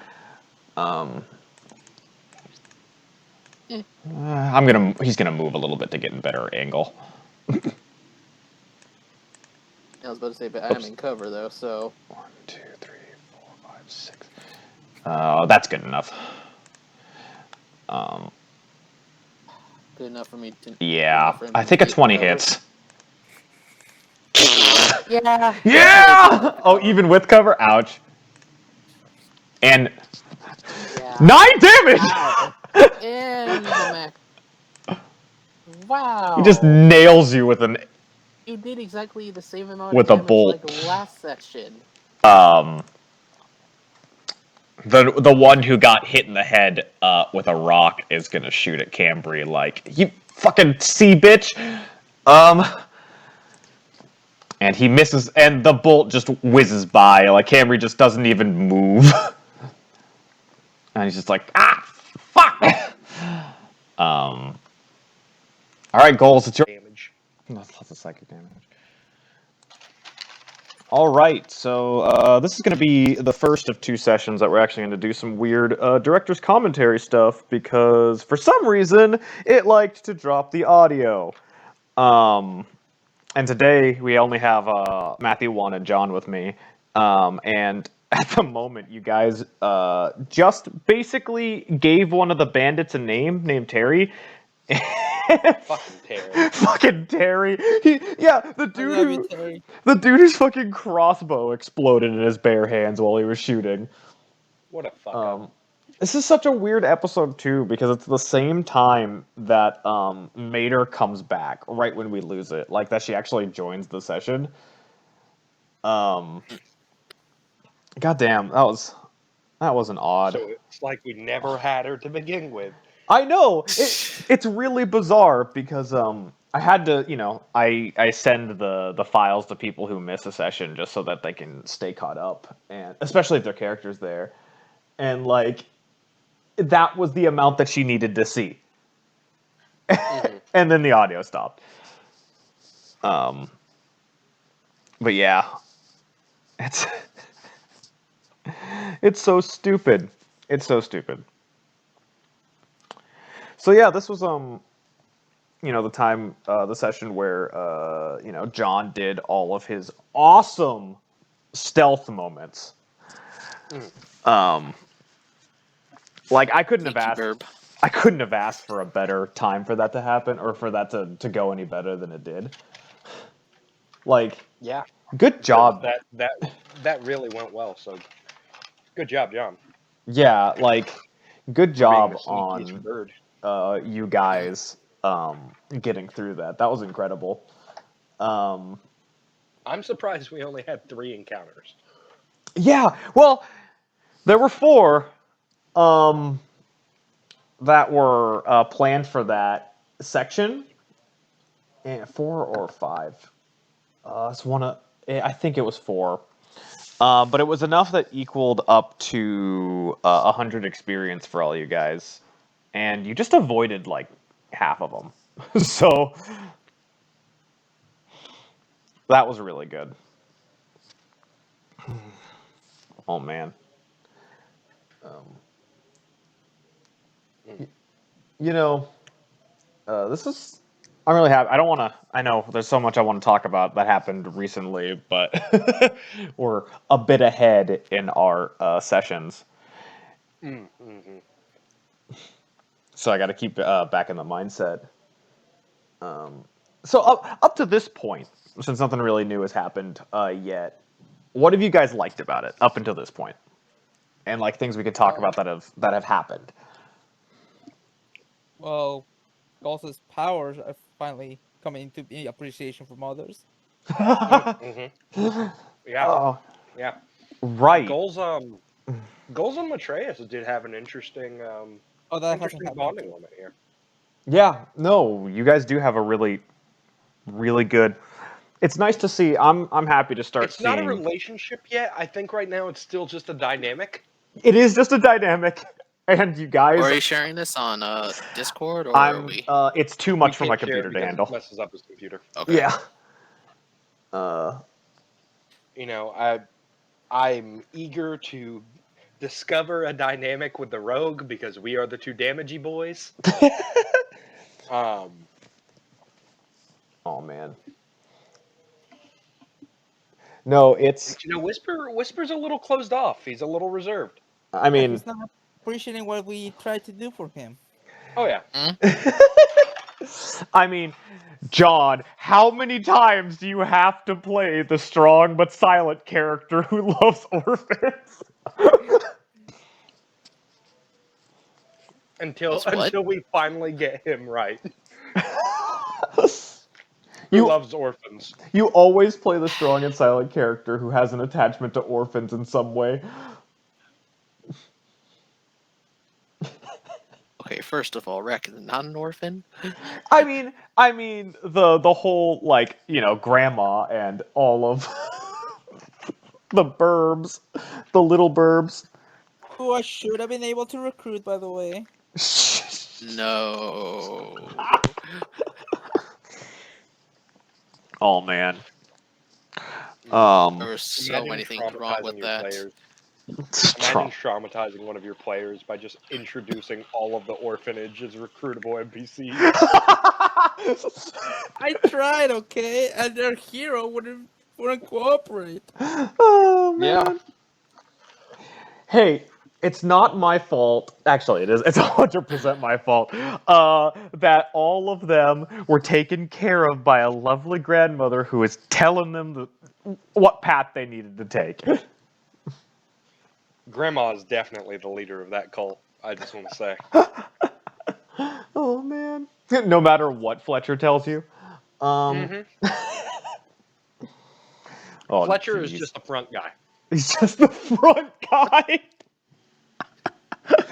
That's great. He's just the face of the cult. Really and man. truly, Grandma's pulling all the strings. Oh my god. We're at the part right now where Latreus just absolutely murders Terry, who's running into the forest, back to one of the other group. Yeah, fuck Terry. Like, honestly, terrible name, terrible life, really. Terrible luck.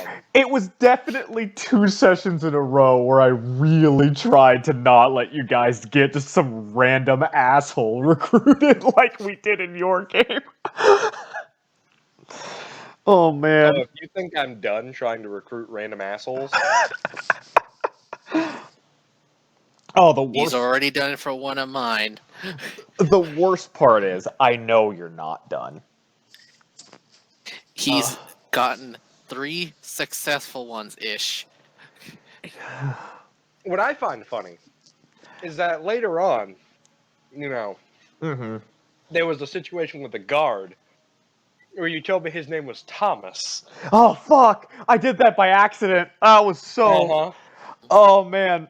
Yeah. Mhm. Yeah. A little bit of a heads up. I totally screw up a name that I have written down in my notes of the right name for it, and for some fucking reason I said Tom.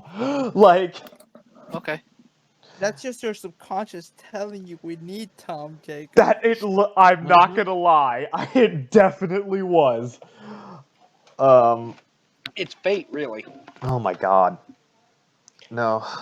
If you want Tom's character sheet, No, I don't. I will send it to you. I would have to build. It's a different Tom. It's a completely different Tom. If it is, if one shows up. God damn. No, Jacob, you just have to introduce the multiverse. I kind of already did with my first campaign that we streamed. Because that one was it had references to past campaigns, but it's not attached to any of them. Mm-hmm. Which was because Acceptance references the Five Heroes campaign. It does. It references the original one from this. And it's how I figured out that our boss was lying to us about everything. Yeah, we can. We can talk about a little bit of Acceptance as well, just in the back and forth. I think you know what I think this would be a good opportunity to reference. What? You should actually tell the people about the Five Heroes campaign. Right. Since we are back in that world. This world. Two of the three players that are in this game right now. Well, okay, so out of the 5 players, 3 of them played in this world before. This is not the first time they've been in this world. I decided probably about halfway through writing this campaign that I was going to plop it into an old game that we played a while ago that was a really big hit amongst the group of us. And it was John, Jazz, and Matthew played in this game. And then we also had our buddy Dennis play, but the Navy commands a lot of its people. And yes, and it ripped him away from us for a good 6 months. It did. And we're lucky to have him on some one-shots on this channel. Or on my YouTube channel and stuff. Yes, we're very fortunate to still have him. And during that time... I'd love to have him in more stuff, but just scheduling is a bitch. Oh, yeah. And during that time, Jazz started playing with us and has become an awesome mainstay in our D&D campaigns. Yeah, she has. And so, like, in that game, our 5 heroes, including myself, I got to play a DM NPC, and the main reason why I'm doing that, or why I'm doing recruitable characters in this game, is because it kind of mixes with me playing the 5th player in the last game. Mm-hmm. And it allows me to play with my players a bit. And I'm actually having fun with a monk. Like, I've pretty much floundered playing a monk for, like, a one-shot and a campaign that never really got off the ground. And I'm finally getting to play a monk where I get to do shit. Yeah, no, it's interesting because, being back in this world again, it's nostalgic. Yeah. For one. It's nostalgic of all those nights I stayed up till 3 in the morning when I really shouldn't have.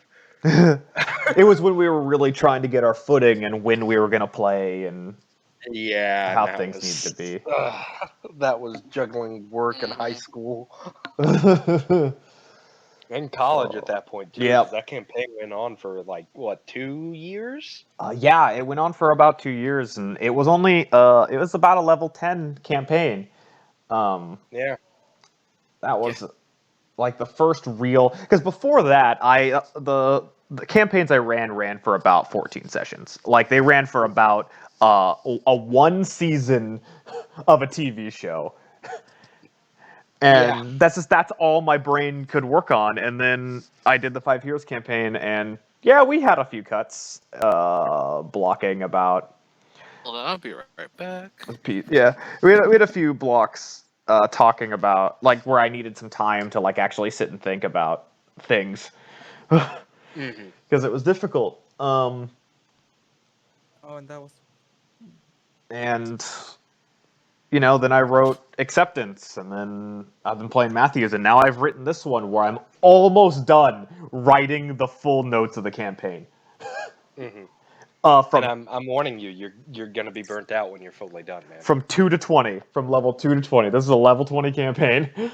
And we're only just gonna see level 22. That's the worst part. Yep. We don't even get boons. Oh yeah. God, imagine 2 to 20 with boons. Yeah, it's crazy. A little bit back to what's going on. You guys just finished the encounter, and I think John just looted. A little gremlin. John looted a bunch of stuff. But yeah, no, this is... I'm really excited to come back to this world. I've been wanting to do it for a while. And even though it's nostalgic because of some of the things, it's going to be all new. Sorry about that. No problem. This campaign's going to be all new in this world where there are... Not much. We're just recapping. There are a few locations that some of the players are going to revisit, but even in revisiting those, they're going to see new stuff that exists in the world from those locations.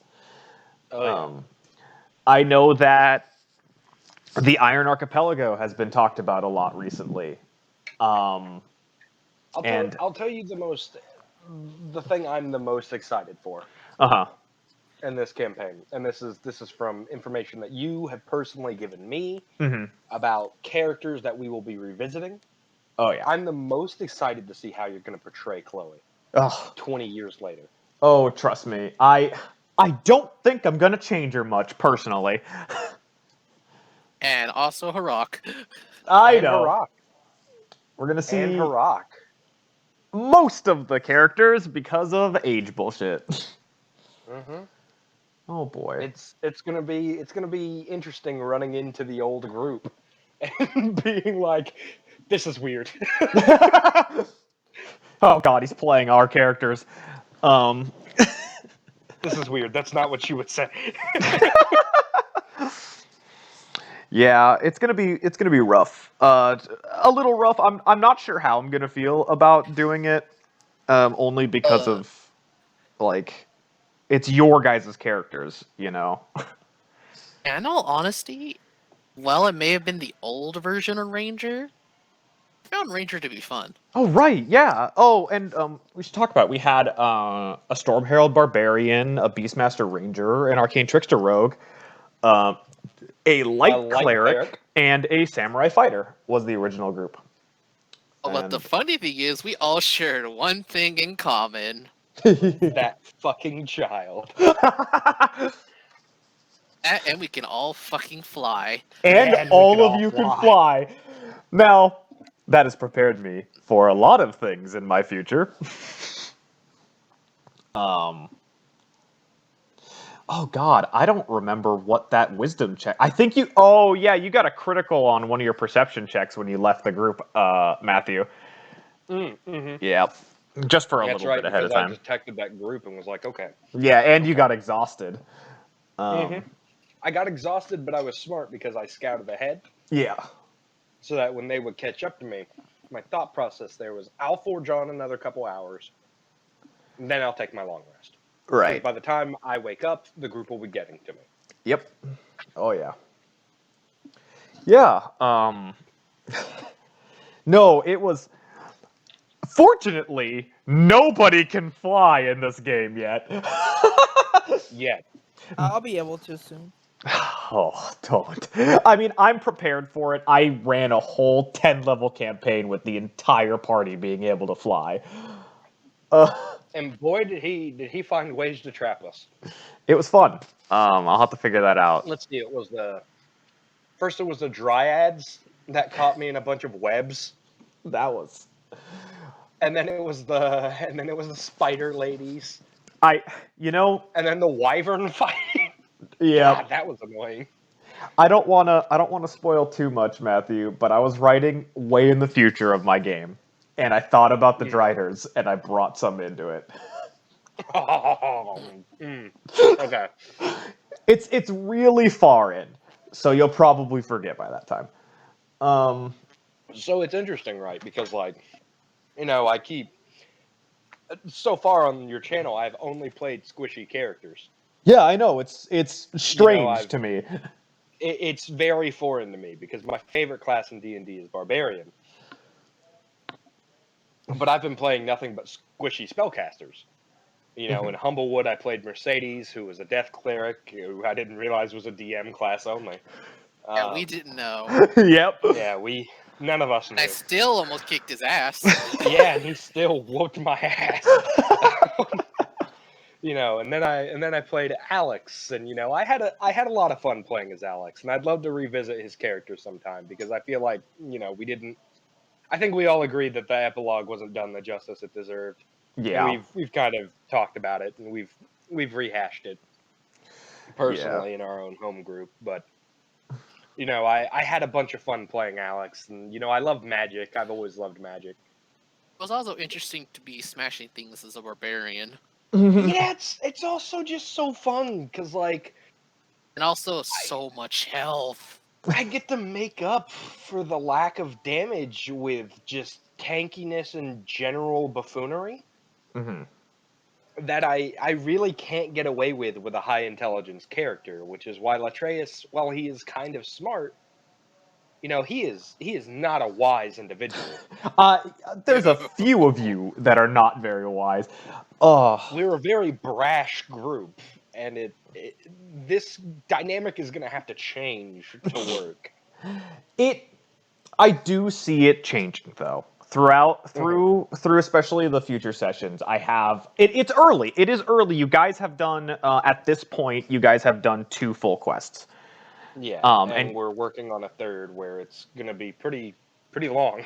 yeah. And the first quest is growing pains. You guys gotta 3 of you knew each other, and then 2 more of you are brand new to Brought the in group. new blood. And technically 3, because now I get to be Cambry, and I've been having fun with a character I wasn't expecting to be a part of your group. Yeah. Who has kind of taken on the role of she's got a +3 in wisdom, so like it's not Yeah, I have +3 to wisdom as well. it's not like I'm pulling it out of my ass, but she's she gets to kind of be me to be like, you guys really want to do this? It's like, even though I got a +3 for Whisper, it kind of takes that second voice to be like, wait, what am I doing? Yeah. And I find that to be really fun because, I get to throw a challenge at the rest of the group. And I think Juan can agree with me on it. Like that element of chaos that comes with just being an absolute dumbass character. Oh, yeah, and then the There's tension nothing you like it. just give Whisper for being like, oh, by the way, I'm going to sleep next to Whisper. Like, what? Yeah. Yeah. Yeah. No. My moments where I try to be nice to you. And I know, but some of those just kind of came off a little bit strong. Yeah. which is Yeah. fair. But, you guys dealt with bandits first, and like or dealing with bandits as we are looking right now. And so like, I can see, you guys staying a bit cocky. I'm really happy in how your guys' reaction was with the latest session. Oh no, I feel like that was very good. That was very good, and it also gives everybody, or it gave everyone, a realization that we kind of need to work together better. Oh, definitely. Because like after that was over, I mean, I know, Juan, you missed session 6, and I know that, and you have it, you can catch up. But I feel like it gave everybody we can't really give each other shit about this because we all got fucked up by it. And it's interesting because we didn't really get fucked up. No, We were just in a situation where that fucked us up mentally. Yes, and that's a good None part. of us were ready for that. Yep. I was thinking maybe vampires, Mm-hmm. and that was kind of leading more into my personal quest. I was thinking maybe, okay, maybe there's ghouls or zombies or something, right? Yeah. Maybe even a troll. Mm-hmm. And then we get there and it's like, hi, welcome to Hell Portal. And it's like, what? Oh, Hi, let the Doom music play. Yeah. you'll see, buddy. I'm like, Oh no, I get blinded twice, and Yeah. So I'm already a loose cannon charisma caster. Hi, Mater. So it's just kind of like, I can't see shit. I don't know what I'm doing. I I'm made her. did you gonna find go the AOE. medicine? Okay. Okay. But yeah, to bring it back to what's going right now. Right now, Tarragon and Cambry are talking about how Cambry got her ship, and Cambry getting her ship through her parents, giving it away to her, and like all of the assets that go along with it, like the debts and things like that. I spend a lot of my week thinking about what I'm going to do in the next session, especially with Cambry, because Wait, isn't that the backstory for Cheval as well? for Sherval, Sherval. it was Similar. Oh no, I'm fucked up. Hi, Jacob. Welcome to the multiverse. Oh my god. I think that feels, honestly, you never realized it till now. The only difference didn't. is that Chervil wasn't left with debts. Oh, Chervil yeah. was left with her family boat, but she wasn't left with debts. Yes. And I kind of gave that spin on it, and the more I build which characters are, what race and what, positions and stuff they do, but at the same time, it's like, I don't always have their backstory fully figured out, so a lot of times I do it on the fly. Improvisation is the best tool a DM can have. And let me tell you, I can't begin to explain to you guys just how much of the Voyage campaign is improv. Mhm. Like, Like, there was some writing of that campaign. I have a book. I have like 4 pages with anything on it, and that's it. all of my stuff is maps, keys, and like maps and keys. Like I have very little personality stuff written down. I have a world map. Yeah. I have a world map with some names of like capital cities, and that's it. And I've sent it to Jacob as a meme. Yeah. You know, he was like, "I guess I'll DM this week," and like I sent him everything I had written down about that campaign, and he was like, "Oh my god!" Yeah. That was great. Oh, Yeah, yeah, that was fun.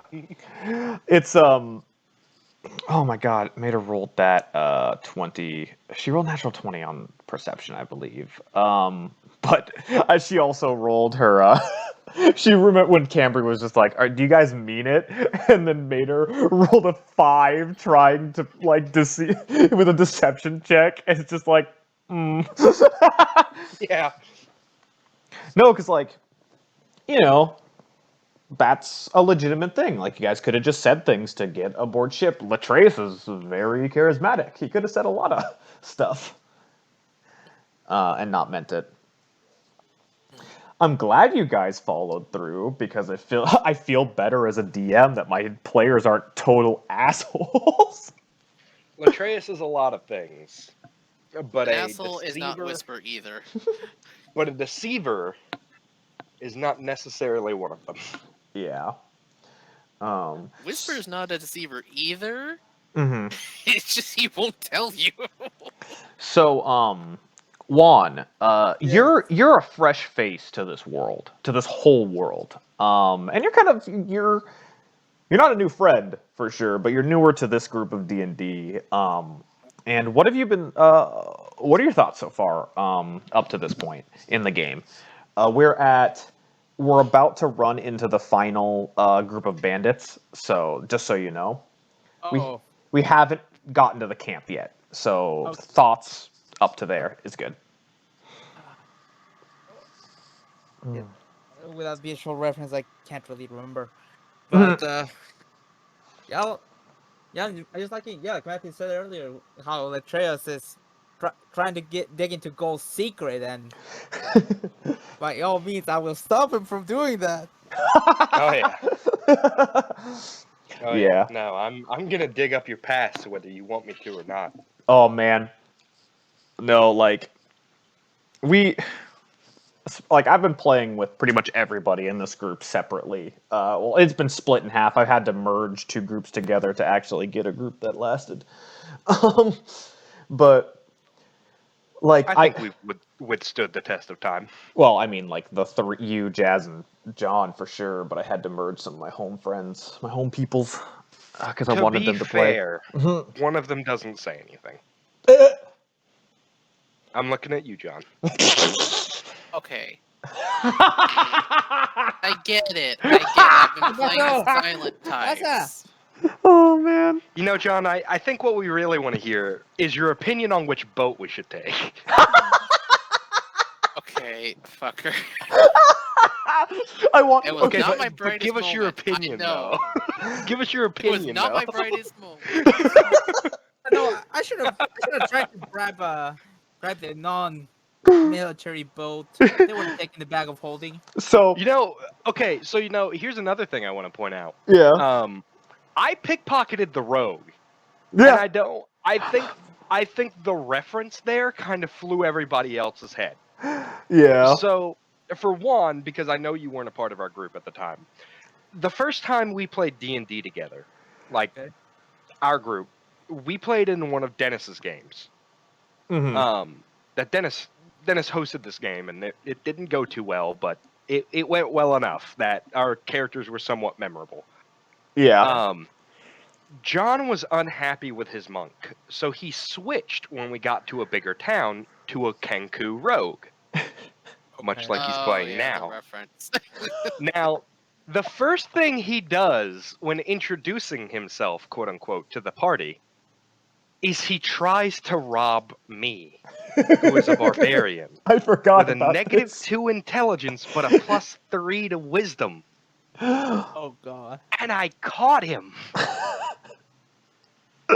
So the first thing I did was attack this man in broad daylight I forgot because about he that. took my coin purse. Oh my god. Which, to be fair, I rolled a natural 20 for that. Fast forward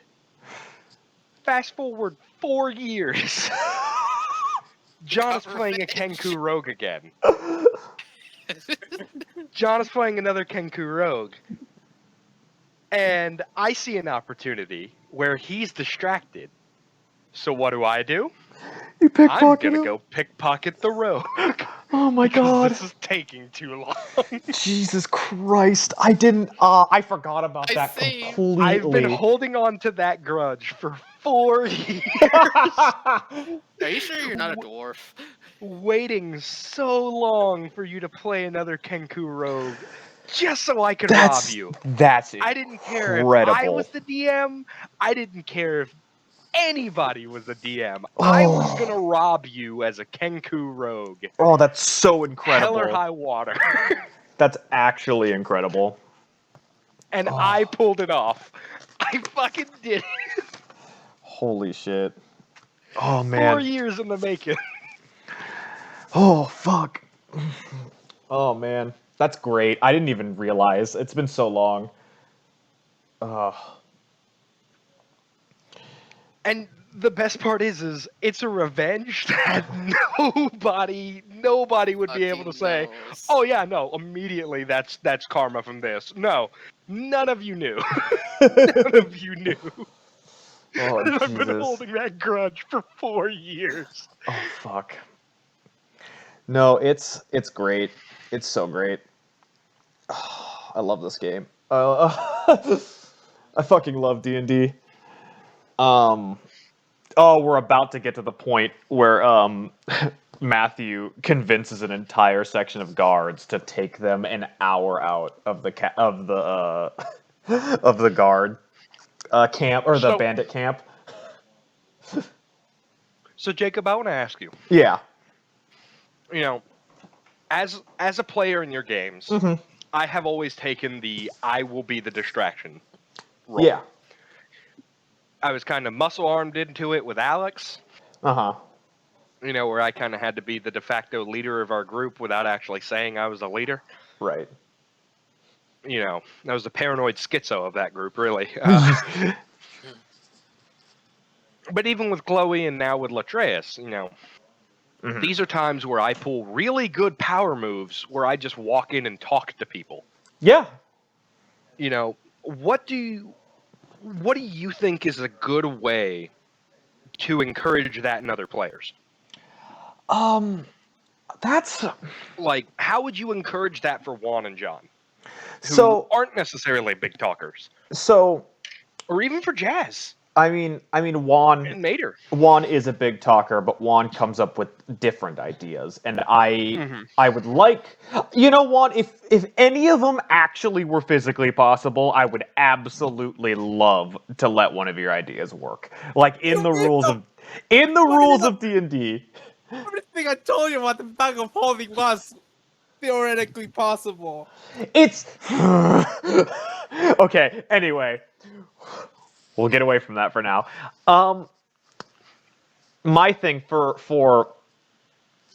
humanoids, or people that speak a similar language, or a common language to your character, unless it has to deal with the big bad of the story, which you guys haven't met a single group of people that you can talk to that do yet. Unless you know for a fact, or even if you don't, like if you just try talking to people that you share a language with, you and are able to avoid combat, you will still be rewarded with experience. Like, I am not, if you guys like got those bandits that Matthew is talking to right now to completely leave by the time, and you just took down the enemy base after they were gone, you would have gotten the experience for all of those bandit scouting parties. You did get experience for all of them because you avoided 2 of them. We did do that. We were very efficient in our sneakiness. You were very efficient with that. Until the end. Yeah. Well, it kind of got to the point where, you decided that it's time. Fuck it, stealth is out the window. Like, it doesn't help that, like, we walked into the camp and we're immediately spotted by lizard folk sniffing the air. Yeah, but it also doesn't help that a few of you have scale mail and have disadvantage on stealth checks. To be fair, one of us is an Asian elephant. Well, here's the thing, Matthew. Elephants are evidently native to this region. Otherwise, why would there be one in the forest? That's true. We did come across an Eastern Asian elephant in this forest. Yeah, Or in the forest that's why I asked Major. before this town, or before this island. Yep. So, Matthew, So I guess it would be a little weird if there was one on the island, but like, okay, Matthew. So one of the previous campaigns I played with Jacob, I played a Minotaur. Oh boy. By the end of the campaign, we and Jamie pretty much started a taxi service. Right. Yes. Right. Oh, fucking God. Hey, he made us money. Ugh. That's fair. Pretty smart, actually. That's fair. No. What's funny is I think I could do something similar with Latreus if I kept buffing his strength. But my wisdom is so terrible, I need to boost it. Because those DCs are only going to get higher from here. I know, like, the DCs for those creatures in the last session were really low. Yeah, we got lucky they were like 13 DCs. At the highest. Yeah. But yeah, no, like, as much as, all of these encounters, first instinct is to take them down lethally. And that's fine. Like, all of them are built for that. But you will still get rewarded if you find creative ways to solve it. Well, see, I think right now we're in a point where like we're not necessarily ambushing the enemy. No. But we keep stumbling into small enough scouting parties. Yeah. Where we're just like, okay, if we kill everyone here, though, nobody can say anything, and they'll never know we're coming. Uh-huh. And so we've just kind of gotten away with doing things that way, but like we are not organized enough as a group, I feel, to be able to actually plan that out.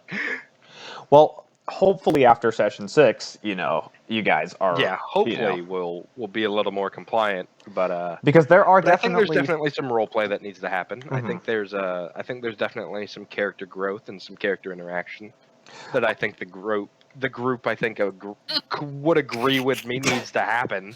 Yeah. Maybe not to the degree that Whisper would like, but. And mentally shaking up the party is really a good stepping stone to start that. It is. I love this part too when Jazz actually hides her rapier on her body. Yes, with when Jazz incredible. When Ariza hides all of her weapons. Yeah, what an incredible feat. By another moment where having a rogue is also beneficial to the party too. Right, because John whispered skirted off to the side, and you were able to. Me thinking outside the box and being like, I'm gonna go take a piss and leave a note. Yeah, no, that was great. That's the kind of thing. You guys were very rewarded for your creativity, I think. And I try to keep you on your toes with my creativity. I try not to be too out there. But then again, we are talking about the guy who turned a cruise ship into a cruise missile. Yeah. God, what a plan that was. that one work, Jacob? You'll have to watch Acceptance. You'll have to watch Acceptance. Or listen to it. Shameless self-promoting. It's shameless self-promoting. No, yeah. No, I basically found a philosopher's stone and was just like, okay, well, since I have experience with enchanting magic, I'm just gonna overload the enchantments on my magic items and force that magic into the philosopher's stone, making it stronger. Yeah, it was an And interesting. then turn the bow into a missile. It was an interesting way. It's the kind of thing where like, this is it within the rules of this universe and with how I've built it, so you can do it. Basically, Creative shot a problem cruise missile solving to a is fun. celestial titan.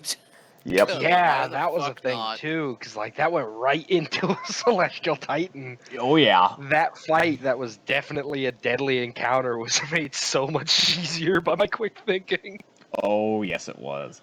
But you know, it's fun to watch Jacob panic a little bit as a DM because like if you can think quicker than your DM, Mhm.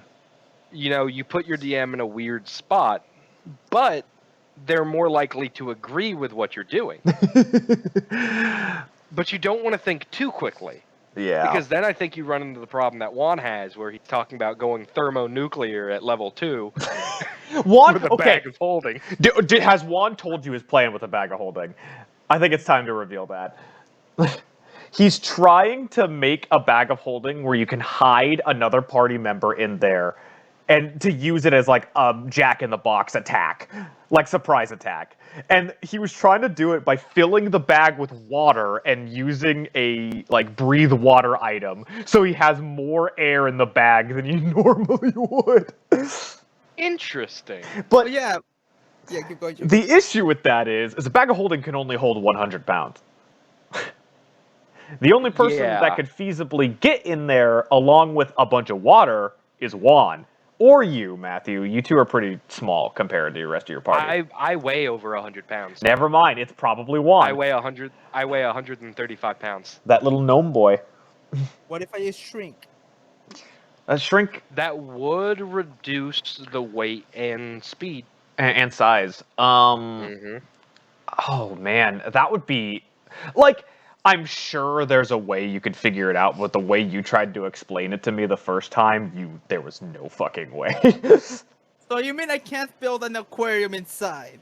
No, you need to refresh air and water. That's how aquariums work. Well, no, because the air doesn't have to be refreshed because there is no air in a bag of holding. There's so if he one. just keeps adding water, There is 1 there minute would of be air. oxygen. No, There's- Matthew. Here's the workaround. I put plants in the aquarium, so that way it's You self- put a tree in the. No, actually, if you put algae in it, algae produces double the amount of oxygen that a full-grown evergreen produces. Oh yeah, because So, algae feasibly, is. you could produce oxygen with some muddy water. Oh man, I'm so. Why are we figuring this out for him now? It's gonna take. Can you make It's a bag gonna of take holding? a long time. Yes, I can. Oh no. I have one right now. Oh no. It's gonna take a while though. You can probably harvest some He's stuff. just gonna fill it with gravel. Oh, luckily you guys are going underground, so you have no chance right now. I mean, also keep in mind he could just scoop up a handful of gravel and just keep doing that as we're walking. And just fill that bag with 100 pounds of gravel so he can keep throwing rocks even underground. I mean, like, Wait. if your guys are underground in a mine, I'm not gonna worry about magic stone. Like, Right, but if we're in like a desert, oh yeah, a desert you would have to worry about that, or like maybe. Juan, just the fill your Arctic. bag with rocks. Just fill your bag with rocks. 100 Don't worry pounds about of this rocks. aquarium. Build it with rocks. Oh jeez. Oh man. Ugh. This is the kind of things that my players think of during the week. And then there's me who's like, how do I play this character this week? How is this encounter going to go? I legitimately every week make battle strategies for my encounters. At least like initial starting. Now, in the next session, because we're going to be skipping a week, but in the next session, you guys won't be missing anything. We just will. I have a dungeon, so I'm not really going to be planning everybody or each individual encounter. Oh man, I'm actually really excited for the dungeon you guys are going into, because this is the first time you guys will be fighting on a very squished together area.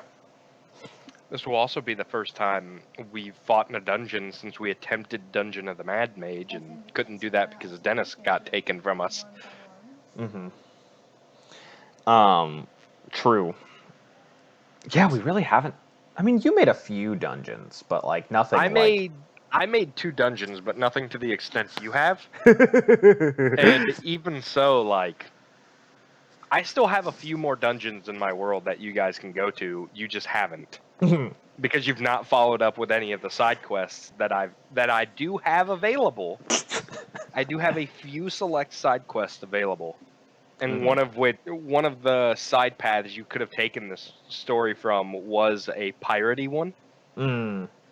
And you guys have just completely avoided every single opportunity to do it. You don't talk to anybody at any of the docks.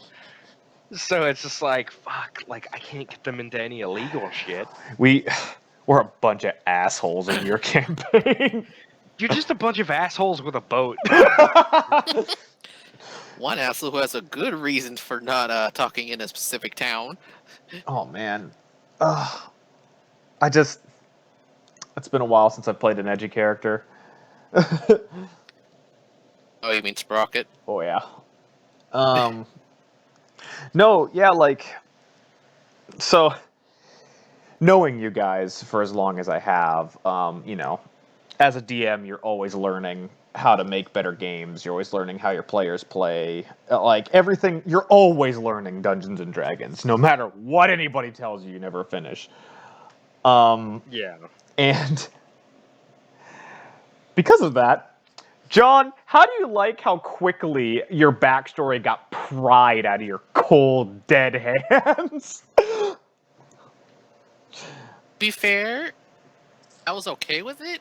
But also just like, Jesus Christ. Right.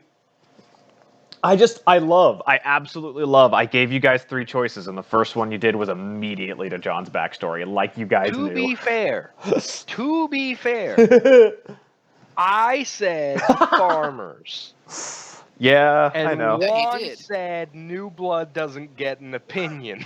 No, I said, should they? Should they? And nobody stuck up for me. That's because you agreed with me. That's true, I did agree with you. That's savage. Latreus agreed with you. Oh, Matthew man. did not. Matthew. Latreus did, but Matthew did not. So to be Matthew fair, was like, for this- okay, Juan. So to be fair, I'll admit for this campaign, it has been fun trying to develop these characters' personalities. Right. Right? Like, I'm really trying not to take the asshole approach with Latreus, because, like, I know I very easily could, given his backstory. Yeah. And given, like, how I have played him so far, he could easily be the magical asshole that just constantly torments people. Yeah. But, like, that's not what I was going for with his character at all. Nope. But he is, and I'll go ahead and warn you guys now, he is an I'm gonna do what I want to do character. Yeah, it's Like, there can be a plan, and he'll follow that plan if he agrees with it. But the moment y'all start slipping up, he takes matters into his own hand, which is why he pickpocketed the road. So, a little bit of a since you're not going to be here for the next, you know, quote unquote director's cut. The next session when I gave you the favor and you immediately took it for exactly what I wanted you to take it for. Yeah. Yeah. So what, We can talk well, a I had little to bit figure about out next a way session. to do it. Yeah. I had to figure out a way to do it. Right. Because while we had discussed, like, that's something I want to add to my room, we didn't discuss a way for me to do it, because I don't know that spell. Yes. Like, that's just not a spell I took with me. So I couldn't perfect it. Right. No, that makes a lot of sense. Also, I couldn't find the fire in the stamps for that, and so I have a glowing orb in your room. That's fine. That works too. All right. Just so you know, I did update the map a little bit because you guys got some updates. Well, you're using Roll20, right? I'm using Incarnate for the maps. Incarnate? Yes. The fire Uh-huh. is in the battle map section. Yeah, I was looking through, like, was it fantasy And battle maps it's- or watercolor or? It's in fantasy and watercolor. Uh-huh. Just type in flames. And then to change the color, you would have to go to the advanced options. Oh, I see what And you... have to go into the hues and change it that way. Right. Well, it's an Because orb. that's how I did the Sailor's End. Mm-hmm. Was all I did was I took so Sailor's End map. Little caveat for those who are watching all the streams, in the Voyage campaign where Chervil got her cool sword and they all got to say goodbye to Genfir. That ship is actually your ship. Right. All I did was I added I put a higher level layer of holes that can be punched into wood. Oh. And I put those over the top of the ship. Okay. And I just rotated them and resized them at random. So it looks like there are genuinely You did a holes mask. in a rotted ship. Yeah, you masked over it. Okay. Mm-hmm. Oh, that's how it worked. Okay, thank you. I appreciate that because that'll help me build some other kind of map stuff. And then for parts of the ship that were on the actual ship map that I didn't want you guys to be like, "Hey, that's our boat." What I did for that is I literally just took the background, made it an item, and then put it over items I didn't want to be seen. Right.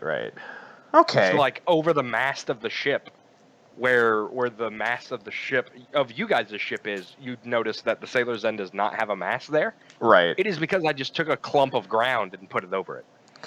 Oh. Okay. And then I punched a hole in the center of that so it looked like the mast fell off. Interesting. Oh. Yeah. Okay, so you did a masking thing. That's cool. Okay. I did a masking thing. That's super neat. And I just want to say we're not sponsored by Incarnate by any means. No. But I'm more than happy with the service I've received from Incarnate for $15 a year. Access to such great map building tools. Oh no, it's fantastic for an online gaming system like D&D. It is exactly what it is supposed to be, and I couldn't be happier. Hashtag sponsored, not sponsored. Hashtag sponsored, not sponsored. I was playing with it a little bit for a newer map, and I was able to use opacity on background layers. And yes, so opacity is cool because you can make ghostly looking stuff. Made puddles with it. You made puddles. I made puddles. But that's cool though. That's cool though. Like you said with D&D, we're always learning about what we're working with. Right, exactly. No, it's so I've been using Incarnate for the last 2 years now, something like that, yeah. And I've just been dicking around building maps for fun. Allfield was my magnum opus because that was my first time experimenting with it. Right. And I still love how Allfield turned out. Oh yeah. And then getting to come back to it and just completely redoing it. Right, yeah. Which showing off the level of destruction, there was a part of me that was like, I'm destroying my artwork. But I'm getting to put all the tools that I have gained up to this point back into my favorite piece of work. Right. And as someone who loved art in high school and kind of that passion died off for me in college, that was fun. Yeah. That was a really fun project to work on. So like I said, you're always learning, and we're on the my generic forest battle map that I built, and we've done a lot of fights on this one, only because it was easy. I needed something generic. I have a couple of them. I have a new one that you'll see later on. But Generic dungeon battle map.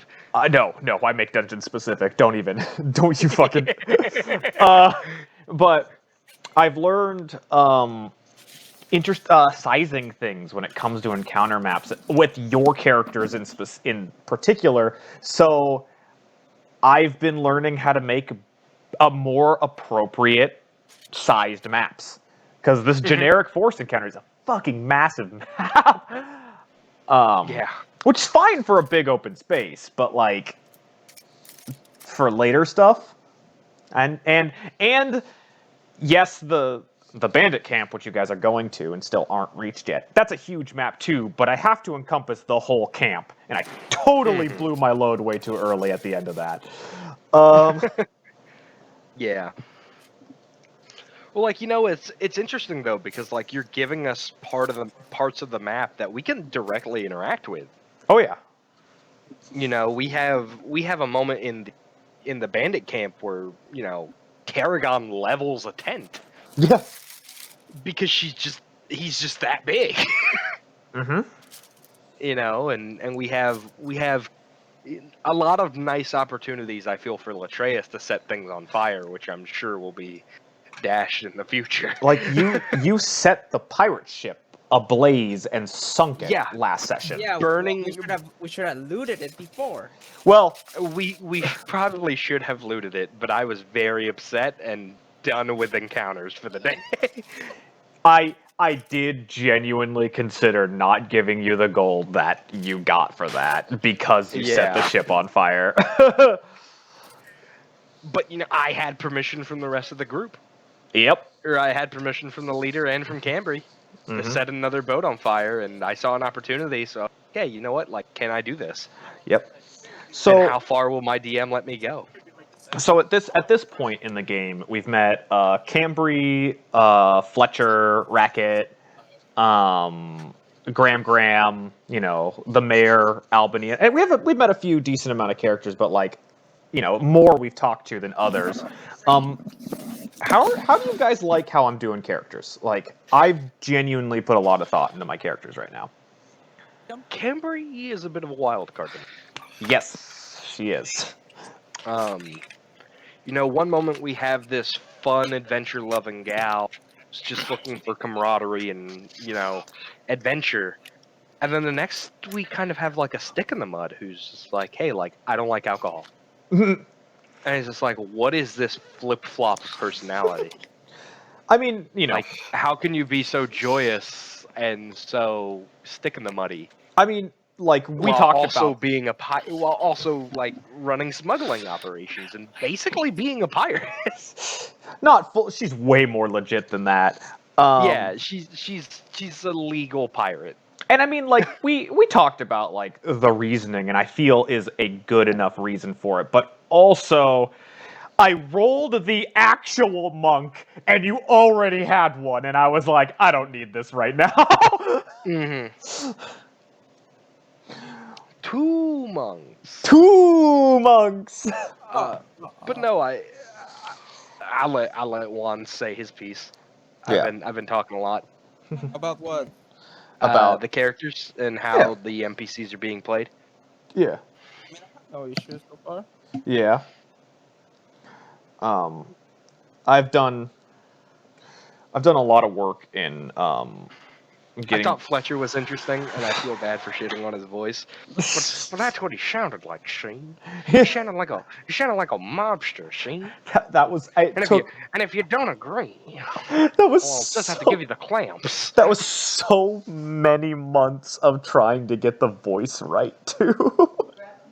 I'm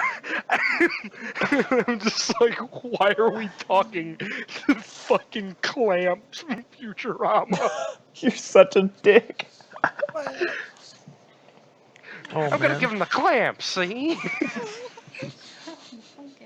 We're not an assassin cult, see? We're more of an information gathering network, see? And if you says otherwise, I'll kill you, see? If you irritate me for long enough, I'll kill you, see? Almost like some kind of assassin cult, see? He was only level 4 when you met him, by the way. A little peek behind the curtains. Like he could have killed you, especially with that natural 20. I don't know. There were He a lot would've. of us. I Whisper mean, will not help you. Yeah, but Whisper would defend himself. I mean, you're the one who got yourself in that think, maybe. situation. I did get myself in that situation, and I saw myself out, and immediately was like, "Does he have shrubbery I want to set on fire? Oh man, Burn his bushes." You really Rape want to his test land. fate. dude, we just got past the part where you like gave that one dude like 4th degree burns, and you were interrogating him before you finally killed him. Melting his fucking knees. That was so fucked up. Oh yeah, the mercy kill. Yeah, The mercy kill from Whisper. it was a mercy kill. Whisper was the one who put him out of his misery. Yep. Even though we had a cleric, would have made him be okay. Which I do want to point out. That's the first time Whisper has directly countered a plan of Latreus's. Yeah. Because my plan was to let Tarragon keep him from dying, and just kind of leave him that way. Like Latreus was 100% willing to leave this guy the way he was, fucked up and badly burned. Yeah. And Whisper just kind of put an arrow in him. So I think Latreus. Oh no, he stabbed him in the head. Yeah, he stabbed him in the That's head. right. You stabbed him in the head. I think Latreus has a respect for Whisper. Yeah. That's just like, okay, you're willing to kill. Right. And that I respect. But at the same time, I understand. I, as a player, understand. Fire is a horrible thing. Burns are awful. I've had burn scars. They're not fun. It hurts. It hurts forever. Right. But as Latreus, he's kind of in his own head. He's mastered pyromancy. Yeah. So he doesn't understand the consequences, I don't feel, of burning someone alive. Yeah. Oh man, we just got to the point where we realized Jazz was also wearing scale mail Yeah. at her critical stealth roll, and I'm just like, oh no. Oh man, that was a sad realization at that moment. Yeah, no, I'm glad, I've been able to play with you guys for a while. I'm very fortunate that we are able to, and at the same time, because of how much I'm learning for it, I've discovered how to peel your backstories out of you, and some of you, I do not have to work very hard on it. And some for of me, you, all you have to do is snuff out that flame. and some of you, I have to dig and grab. I have to fucking get my fingernails under that sticker as hard as I can, and just gotta weasel my way into it and pull. Well, I feel like the person who's going to give you a surprisingly amount of drawback will be Jazz. And here's why. Why I say it. Mm-hmm. I have been DMing for Jazz for a year and a half now. Yeah. And even with some of her more talkative characters, she still doesn't speak too much. She doesn't give much about her characters away, which was something that we kind of agreed was what may have left a little bit of a sour taste in your mouth with the acceptance campaign, was that none of us really knew what was up with Mint. Yeah. She didn't have very many opportunities to shine. Right. And I think she liked it. I think she likes to play it that way. Mm-hmm. I think she likes not being the spotlight. Yeah. I think she likes being there enough on stage to be seen, but not enough for us to see her full costume. And I think that's if you get my analogy. A decent amount of our group is like that. And then there's you, me, and Juan who will just go if nobody will. Yeah. I don't. We're initiative takers. I'm thing. I'm a reluctant. We take the initiative on it. I'm a reluctant initiative taker because I'm just I don't want to step on people's shoes, but nobody's saying anything, so we gotta go. Mm-hmm. I give I have a rule. I give it 3 seconds, and if nobody makes a sound, I talk. Yeah. Which can get in the way and sounds like I'm talking over people, but you know, nobody likes a what do you do? Crickets. Yeah. Crickets. Yeah. Hello? And, Hello? Is the call still going? Is the call still going? Like, And luckily, because I've gotten a nice amount of everyone's backstory and I've asked specific questions about things or been told very specific things about their games, I have really good ways to start the instance of people looking forward to their backstories. I have very nice little tidbits that we will get to. And, you know, Matthew, you gave me such an easy time to start yours. I really did. You really did. It's so nice. And John's, all I had Like to... it I had helps to- the way I made Latreus. Yeah. Because, like, I have a goal. Mm-hmm. I have something to protect. Mm-hmm. And I have my priorities. Right. My priority at the moment is to get my goal. Right. So that I can get to my second goal. Yeah. Which is eradicating vampires from this plane. Like, No, it's I have great. a very easy 3-step system. Oh, yes, you do. And I've set it up in a way now where all you have to do is turn off a light. And Latreus is going to lose his shit. No, yeah, that's going to be wonderful. And when we get to Juan's stuff and Jazz's stuff, there will be things that they're going to notice from their pasts, and it's just going to be like, oh no. That goes to admit nothing, Jacob. Oh, you are so wrong. I mean, I don't know. It is technically up to you, but at the same time, once you start pursuing it, people are going to be like, all right, what the fuck's going on? I'm a wizard. That's all you need to know. You're so not. That's the funny part. Oh man. No, I'm really happy with I can't believe you guys made a perfectly balanced party composition by accident. Two Have I martial sent you two martial classes, have two I full s- casters, and a half caster. Have I sent you what Latreus' sister looks like, by the way? I don't think you have. Okay, I got you. I'll have to see that when. So I have 2 versions of her that I Right. found in a photo that I really liked. One is her when she was younger Yeah. and still pure. The other one is after the vampirism. Ah. Yeah, you've talked about this already, so it's not that. It's Yeah. not a spoiler. Mm-hmm. Oh, that's cute. Mm-hmm.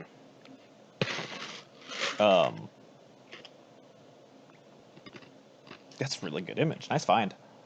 Mm-hmm.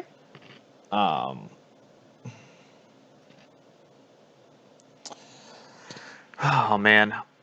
No, I'm really happy with the pacing of this game so far. Yeah, you know, because that's one thing. We're all still pretty reserved. Yeah. Well, that's one thing I wasn't very happy about with Acceptance 2, is that the pacing was just faster than I wanted it to be. And you saw the effect it had on me as a player. Yeah. You know, as Alex, were like, shit was hitting the fan really fast, and that led to paranoia in somebody who's a lot smarter than the average person. Yeah. Yeah.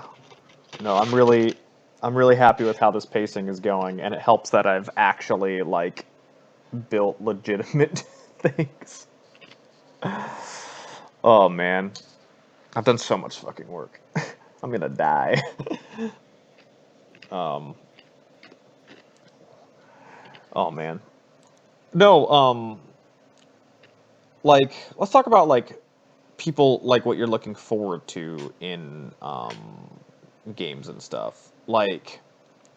So I know a few of you, looking forward to your personal story arcs and things like that, but what other things are you guys also looking forward to in this game? I'm looking forward to learning more about goals. Oh. To be real honest with you. Juan has built interesting characters in the past, to say the very least.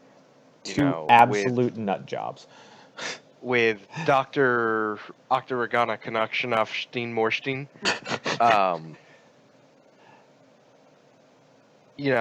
What a fucking name. Yeah, I know, right? What an From what was absolute originally name. just a Doc Ock reference.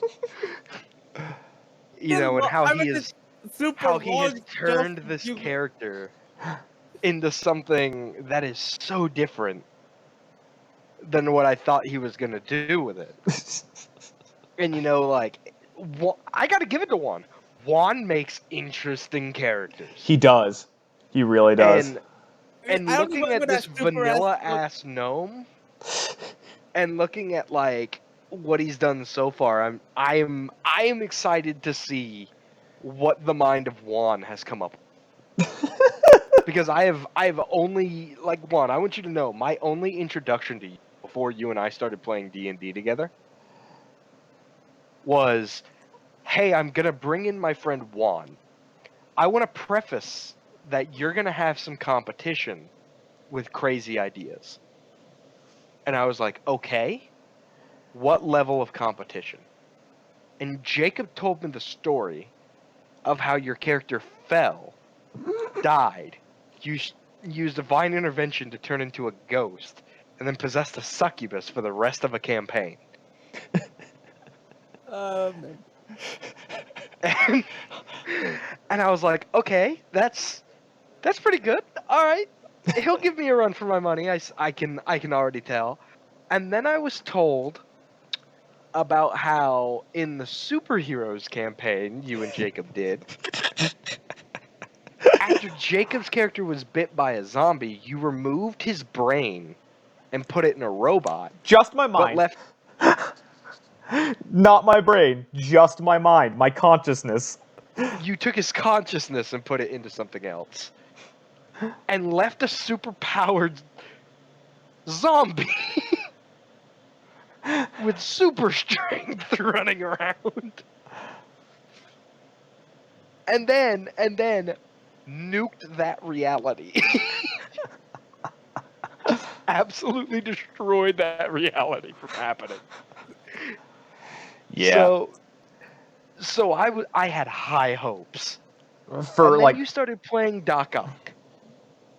And I have watched your thought process on every stupid decision you've made. From I want to touch it and I want to put blood on that altar that has blood on it already and a bunch of dead things around it. Cuz that seems cool. And then later when you go to fight the villain, who I have established that his god is the same god as yours. I have more than established that. You said, you know what'd be a good idea? Using that god's power against his champion. And then watching you have to lose control of your character. yeah. So Because you make bad decisions. But you weasel your way out of them. I mean, it seemed like a good idea at the time. It was a really good idea at the time, and it didn't help that the week prior I sent you a thing that was like, hey, did you know that you could cast curse on something or as hex. a warlock and then just go, or hex on something as a warlock and just beat the fuck out of it as a monk? And you're like, man, that's a great idea. I cast hex. What? What do you mean you cast hex right now? Yeah, that's pretty. It's nuts. So yeah, and so you're just like, why is Juan's character some vanilla ass gnome, and you have no idea what any of the stuff he has under his sleeves, and that frightens you. No. It does. It does. It truly does. Oh man. Juan, what are you looking forward to in this game as we're going? Honestly, since Latreus made he's pretty much trying to find out what goals he's trying to do. No, I'm sorry, Matthew, but my goal is to fuck with Latreus by making his powers even more weird. By making my powers even No, weirder? by making goals as powers. Okay. We got a glimpse of that in session 6. At least Jazz did after seeing Juan's character sheet. Oh man. So I want to ask you something, Juan. Yeah. It was a good idea for you to do it, and don't hear this as me bashing you. Why did you take the one dynamic duo combo that you and I had with catapult and magic rocks? Why did you take the catapult thing away from me? To be honest, You've taken away our codependency on each other to be fair, for big I had damage. I had that spell to begin with. I thought Okay. it worked the way you would have you used it. I just never asked Jacob if it worked like that. So, I want you to know that I specifically took the catapult spell as a means to do damage that's not fire-based, because I understand that we're going to hell at some point. Yeah. I understand that at some point we're probably going to run into hell, because my backstory deals with vampires, Jazz's apparently deals with demons Well, yeah, you'll of see. some nature. You'll see what happens. So, I assume we're going to hell. And a lot of things in hell are just flat out immune to fire damage. And if we're going to hell, we're probably going at a high level, which means I ignore resistance to fire, but not immunity. You also do really like half the things in D&D resist fire. Yep. For good reason, because if you're set on fire, you have to take your whole turn to put yourself out, movement and all. No, just your action. You just need to do Or your just action. just your action, Mhm. but yeah. Yeah. It is. It's stupid. That is why. But fire is an interesting damage type, and I think with Pyromancer Sorcerer, I'm playing a nice mix. Yeah. A nice mix up of originality and I say originality, like retro. I'm very retro with Latreus. I'm playing him retro. So okay. But no, like I'm interested to see what you're gonna do with your magic, because our magics happened to work together that one time, and then the next time we got into a fight, you used catapult on your own spell, and the first thing I thought was, "Hey, now, that's my trick. Why are you doing my trick?" All right, nice. So, John, what are you looking forward to? What kind of things are Looking you forward to what? in my campaign? What kind of things are you looking forward to?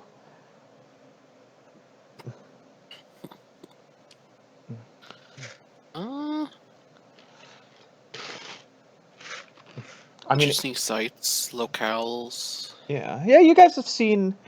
At this point, you've seen technically 4 of the named locations, because you've been to Lone Mountain Isle, you've been to Horizon Port.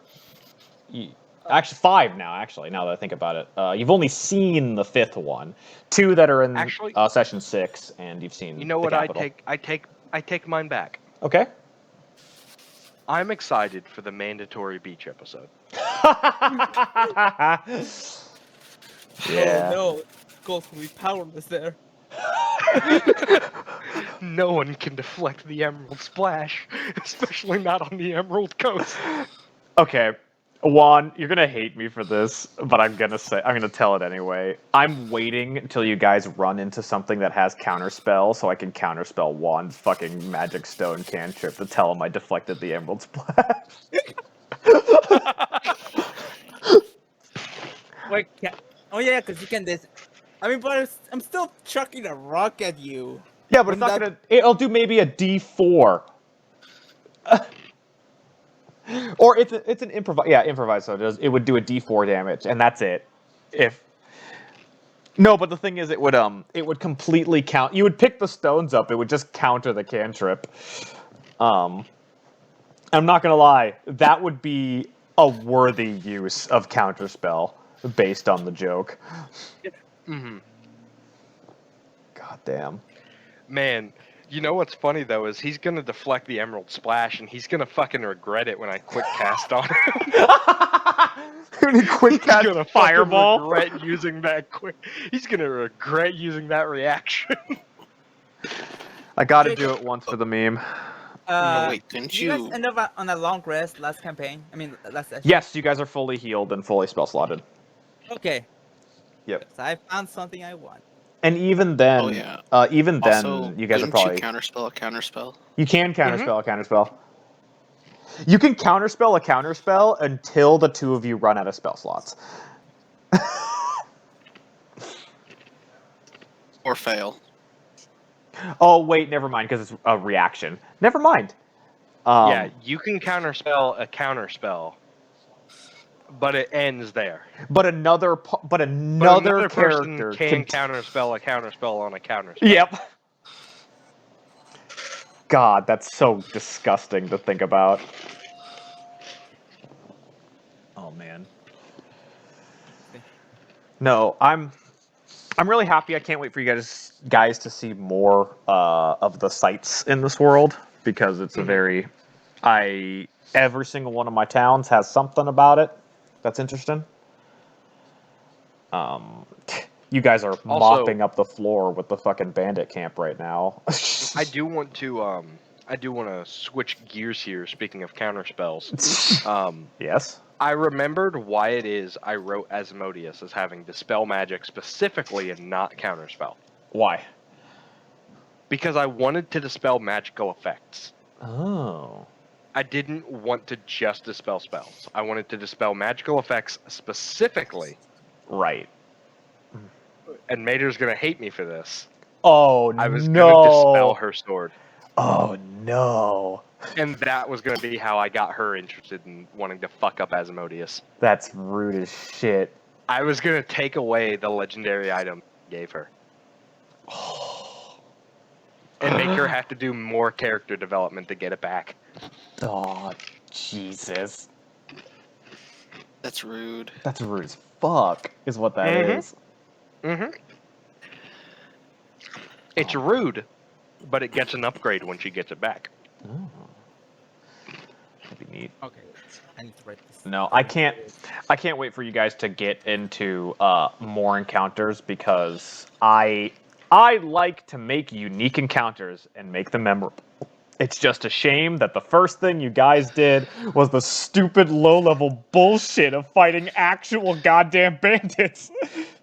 There is one other use of that Dispel Magic I was going to do. Yeah. Did you know that Dispel Magic also works on a curse? Does it? I can make Dispel Magic prevent you from transforming. Well, then I would just turn straight into a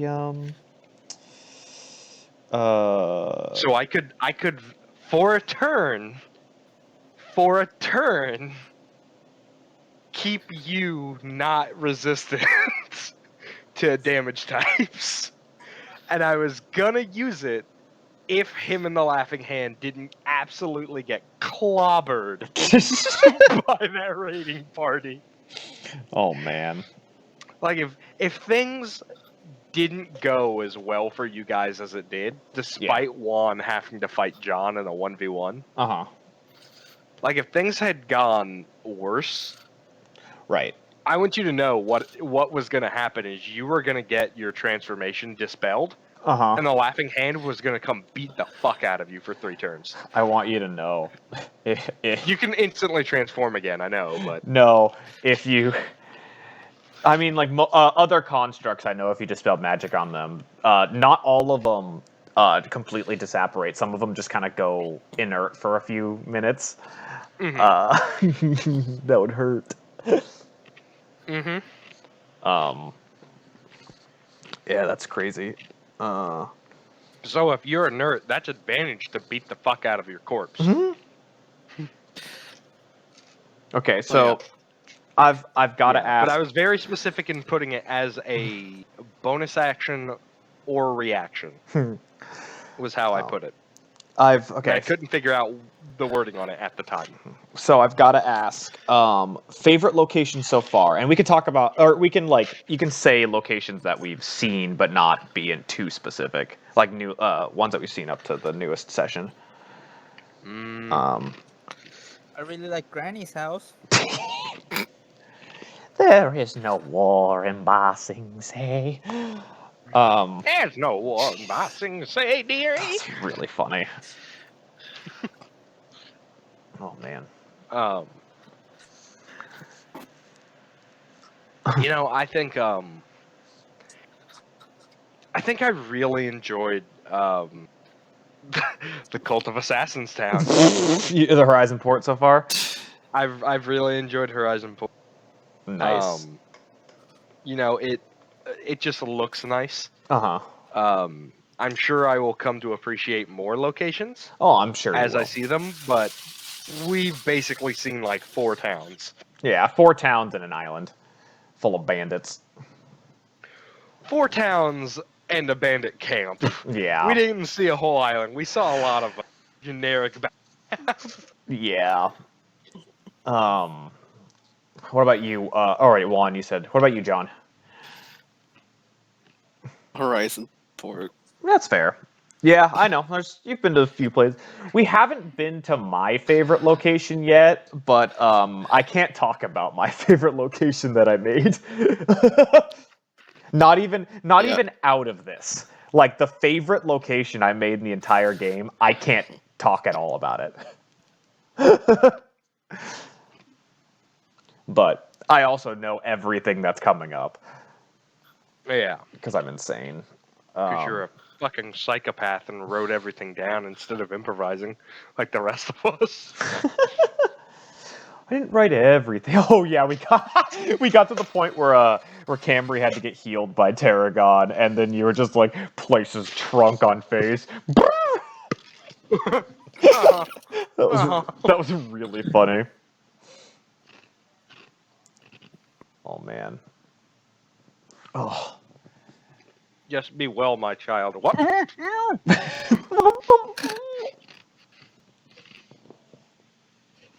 What are you doing? I feel like that's what happens every time I locked it on cleric. Thing. Yeah. Oh man. Oh, God, I can't wait for other continents because you guys will go to the other 3 continents at least once, which is great. Is it scary that I already know what I'm doing for the next 2 campaigns in this world? At least like the base idea for them. Yes and no. I have a question I want to pose. Yeah. How do you plan to incorporate backup characters' backstories? Oh. That is something that is a bridge we will Because cross to I know when we you get and there. I have talked. I know you and I have talked about what my backup character is. Yeah. You know, we have discussed that. Uh-huh. And I have too. And it's not too different from what I have now. Oh, yeah. And Neither we've is met John's. John's backup character. Yep. But what about Jazz's? And Juan's? And Mato's? So Not made a backup. Juan has not made a backup, that's fair, and I know Jazz might have kind of. Hopefully she gets her story done before her character dies, but... So... What was that? Somebody playing Raid Shadow. I know, right? That's... So, that is a bridge that we will have to cross to when we get to it. I am hoping that at least the threads for the stories of your backstories start before any of you die, because then the rest of the party can still finish it. Jacob, but I don't think the party would want to finish mine. I mean, do you want to fight a bunch of vampires? Like, if Latreus died, would you be willing to just go kill some vampires? I mean, it depends. Are the vampires a threat to me personally? They're a threat to just about everything that's not a vampire. That's a fair answer for that. Oh, man. Oh, we're getting to the part where you discover the magic stone and catapult combo. Yeah, what a deadly combo that was. A great combination. You know, that is interesting. That was an interesting thought process for me, because I'm just like, what do I do with this rock? Fuck it. boom, Yeah. just fucking railgunned it into a guy. Yep. Because that's what I'm doing. I'm not making a gauze rifle. I'm using like an actual railgun. Wait, Jacob. Yeah. You said we can hold spells to use as reaction, right? So, Yes. for holding an action, you can prime a spell. You have to say what spell it is and what level you're casting it as, and then you hold And what it. condition you're casting And it under. yeah, and what condition you hold it like any other spell, or any other Or like action. any other attack. But if it doesn't happen, you lose the spell slot because you burn up the spell. Mm-hmm. Okay, I'm okay with that. But Okay. if we cast 2 spells on the same thing, does it stack? What kind of spells are you talking about? What are we talking about here? Now, me and Matthew double catapult. No. You cannot double catapult something. One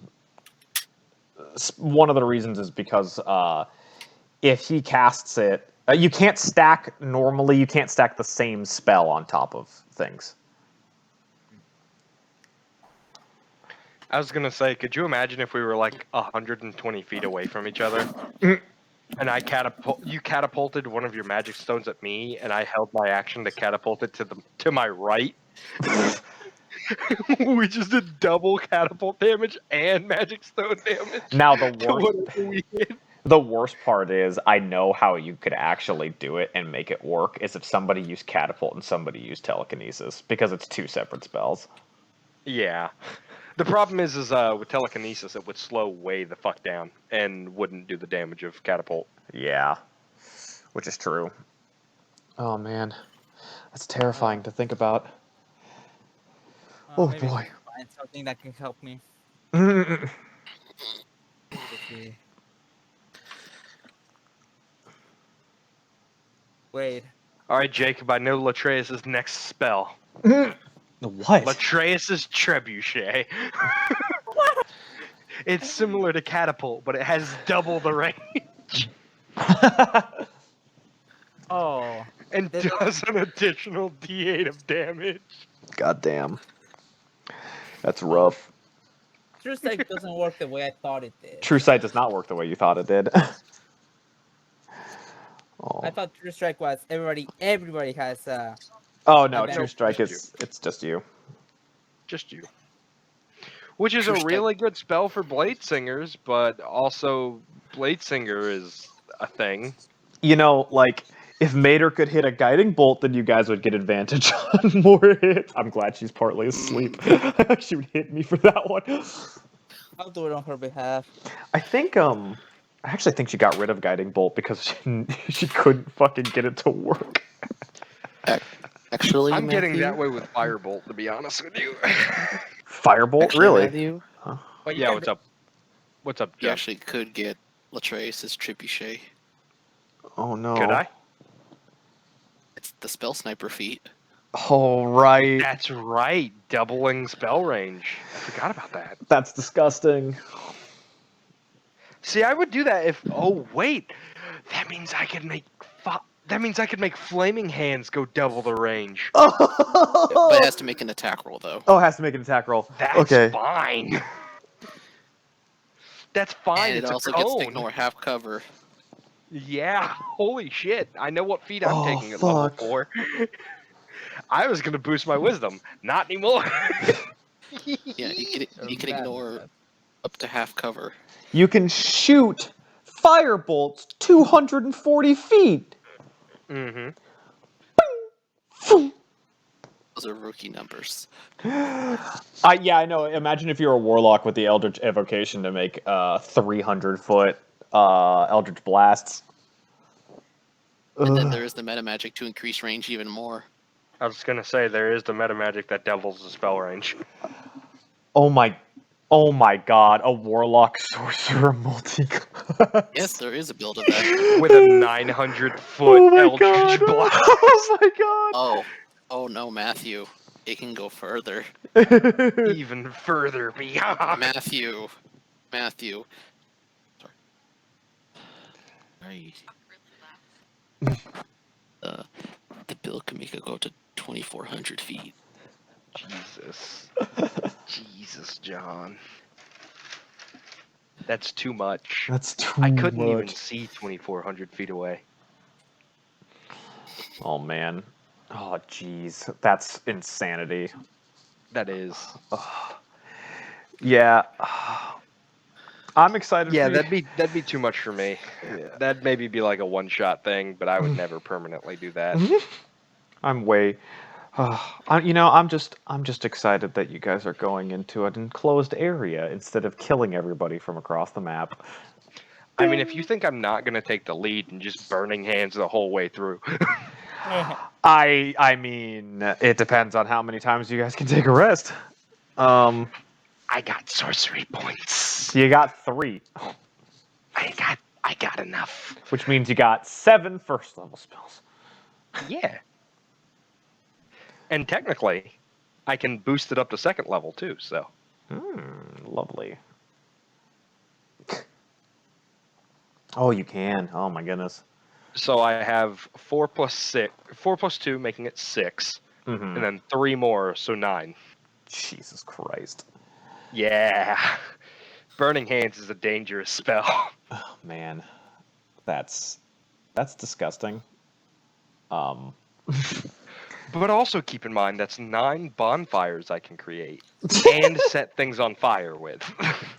I'm interested. Isn't Create Bonfire a cantrip? It is. Oh wait, it is. Yeah.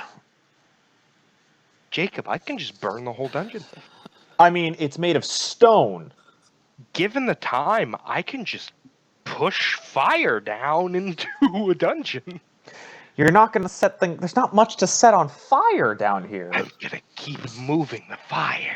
I'm going to keep moving the fire. Because I can control flames and just keep moving flame. Jesus Christ. Keep expanding. Grow. Keep expanding further beyond. Go faster, banana. Go. Oh. Oh. Rotate faster, banana. Also, Are you okay? Who are you to accuse me? I think it's pretty funny how you got 2 health on the level up because of the health snafu. Yeah, that's gonna be fun. Having 20 fucking health. Oh man. Can't wait to be one shot by a critical hitting minotaur. Ouchies. Because that does exactly 40 damage on a ram if it crits. That's disgusting. Yeah. Yeah, it is. Ugh. Oh, I can learn this. Holy shit. What are you looking if I at? take 40 damage, I flat out die. Jesus Christ. Oh, But That's Jacob, that's 1 level 5 rogue. what one? So please tell me if I'm being wrong all the time. So any spells I choose during my level ups and such, I have to keep for the rest of the game, right? It depends on how Artificer is by itself. Let me look up Artificer real quick. Oh no, I just thought by the rules of D&D. No. It depends. It's specific to the class. Oh, Yeah. okay. So like clerics are interesting because every time they take a long rest, they can swap their spells around. from any on the list. But me as a sorcerer, I have to wait until I level up to change out my spells. And you only can change 1. Yeah, and I can only change 1.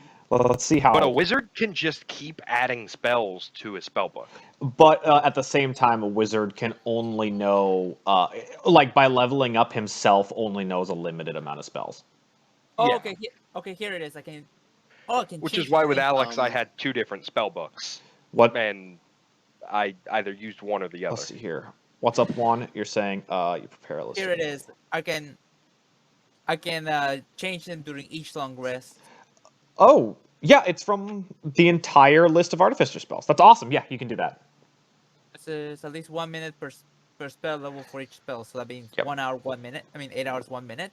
No, it means that it's a minute per level of the spell. So if it's like a first level spell, it takes a minute to switch out. If it's a second level, it takes 2 minutes to switch out. And Nataka. 9th level would take 9 minutes. But he only can get to 5th You can only because go 5th. half-caster.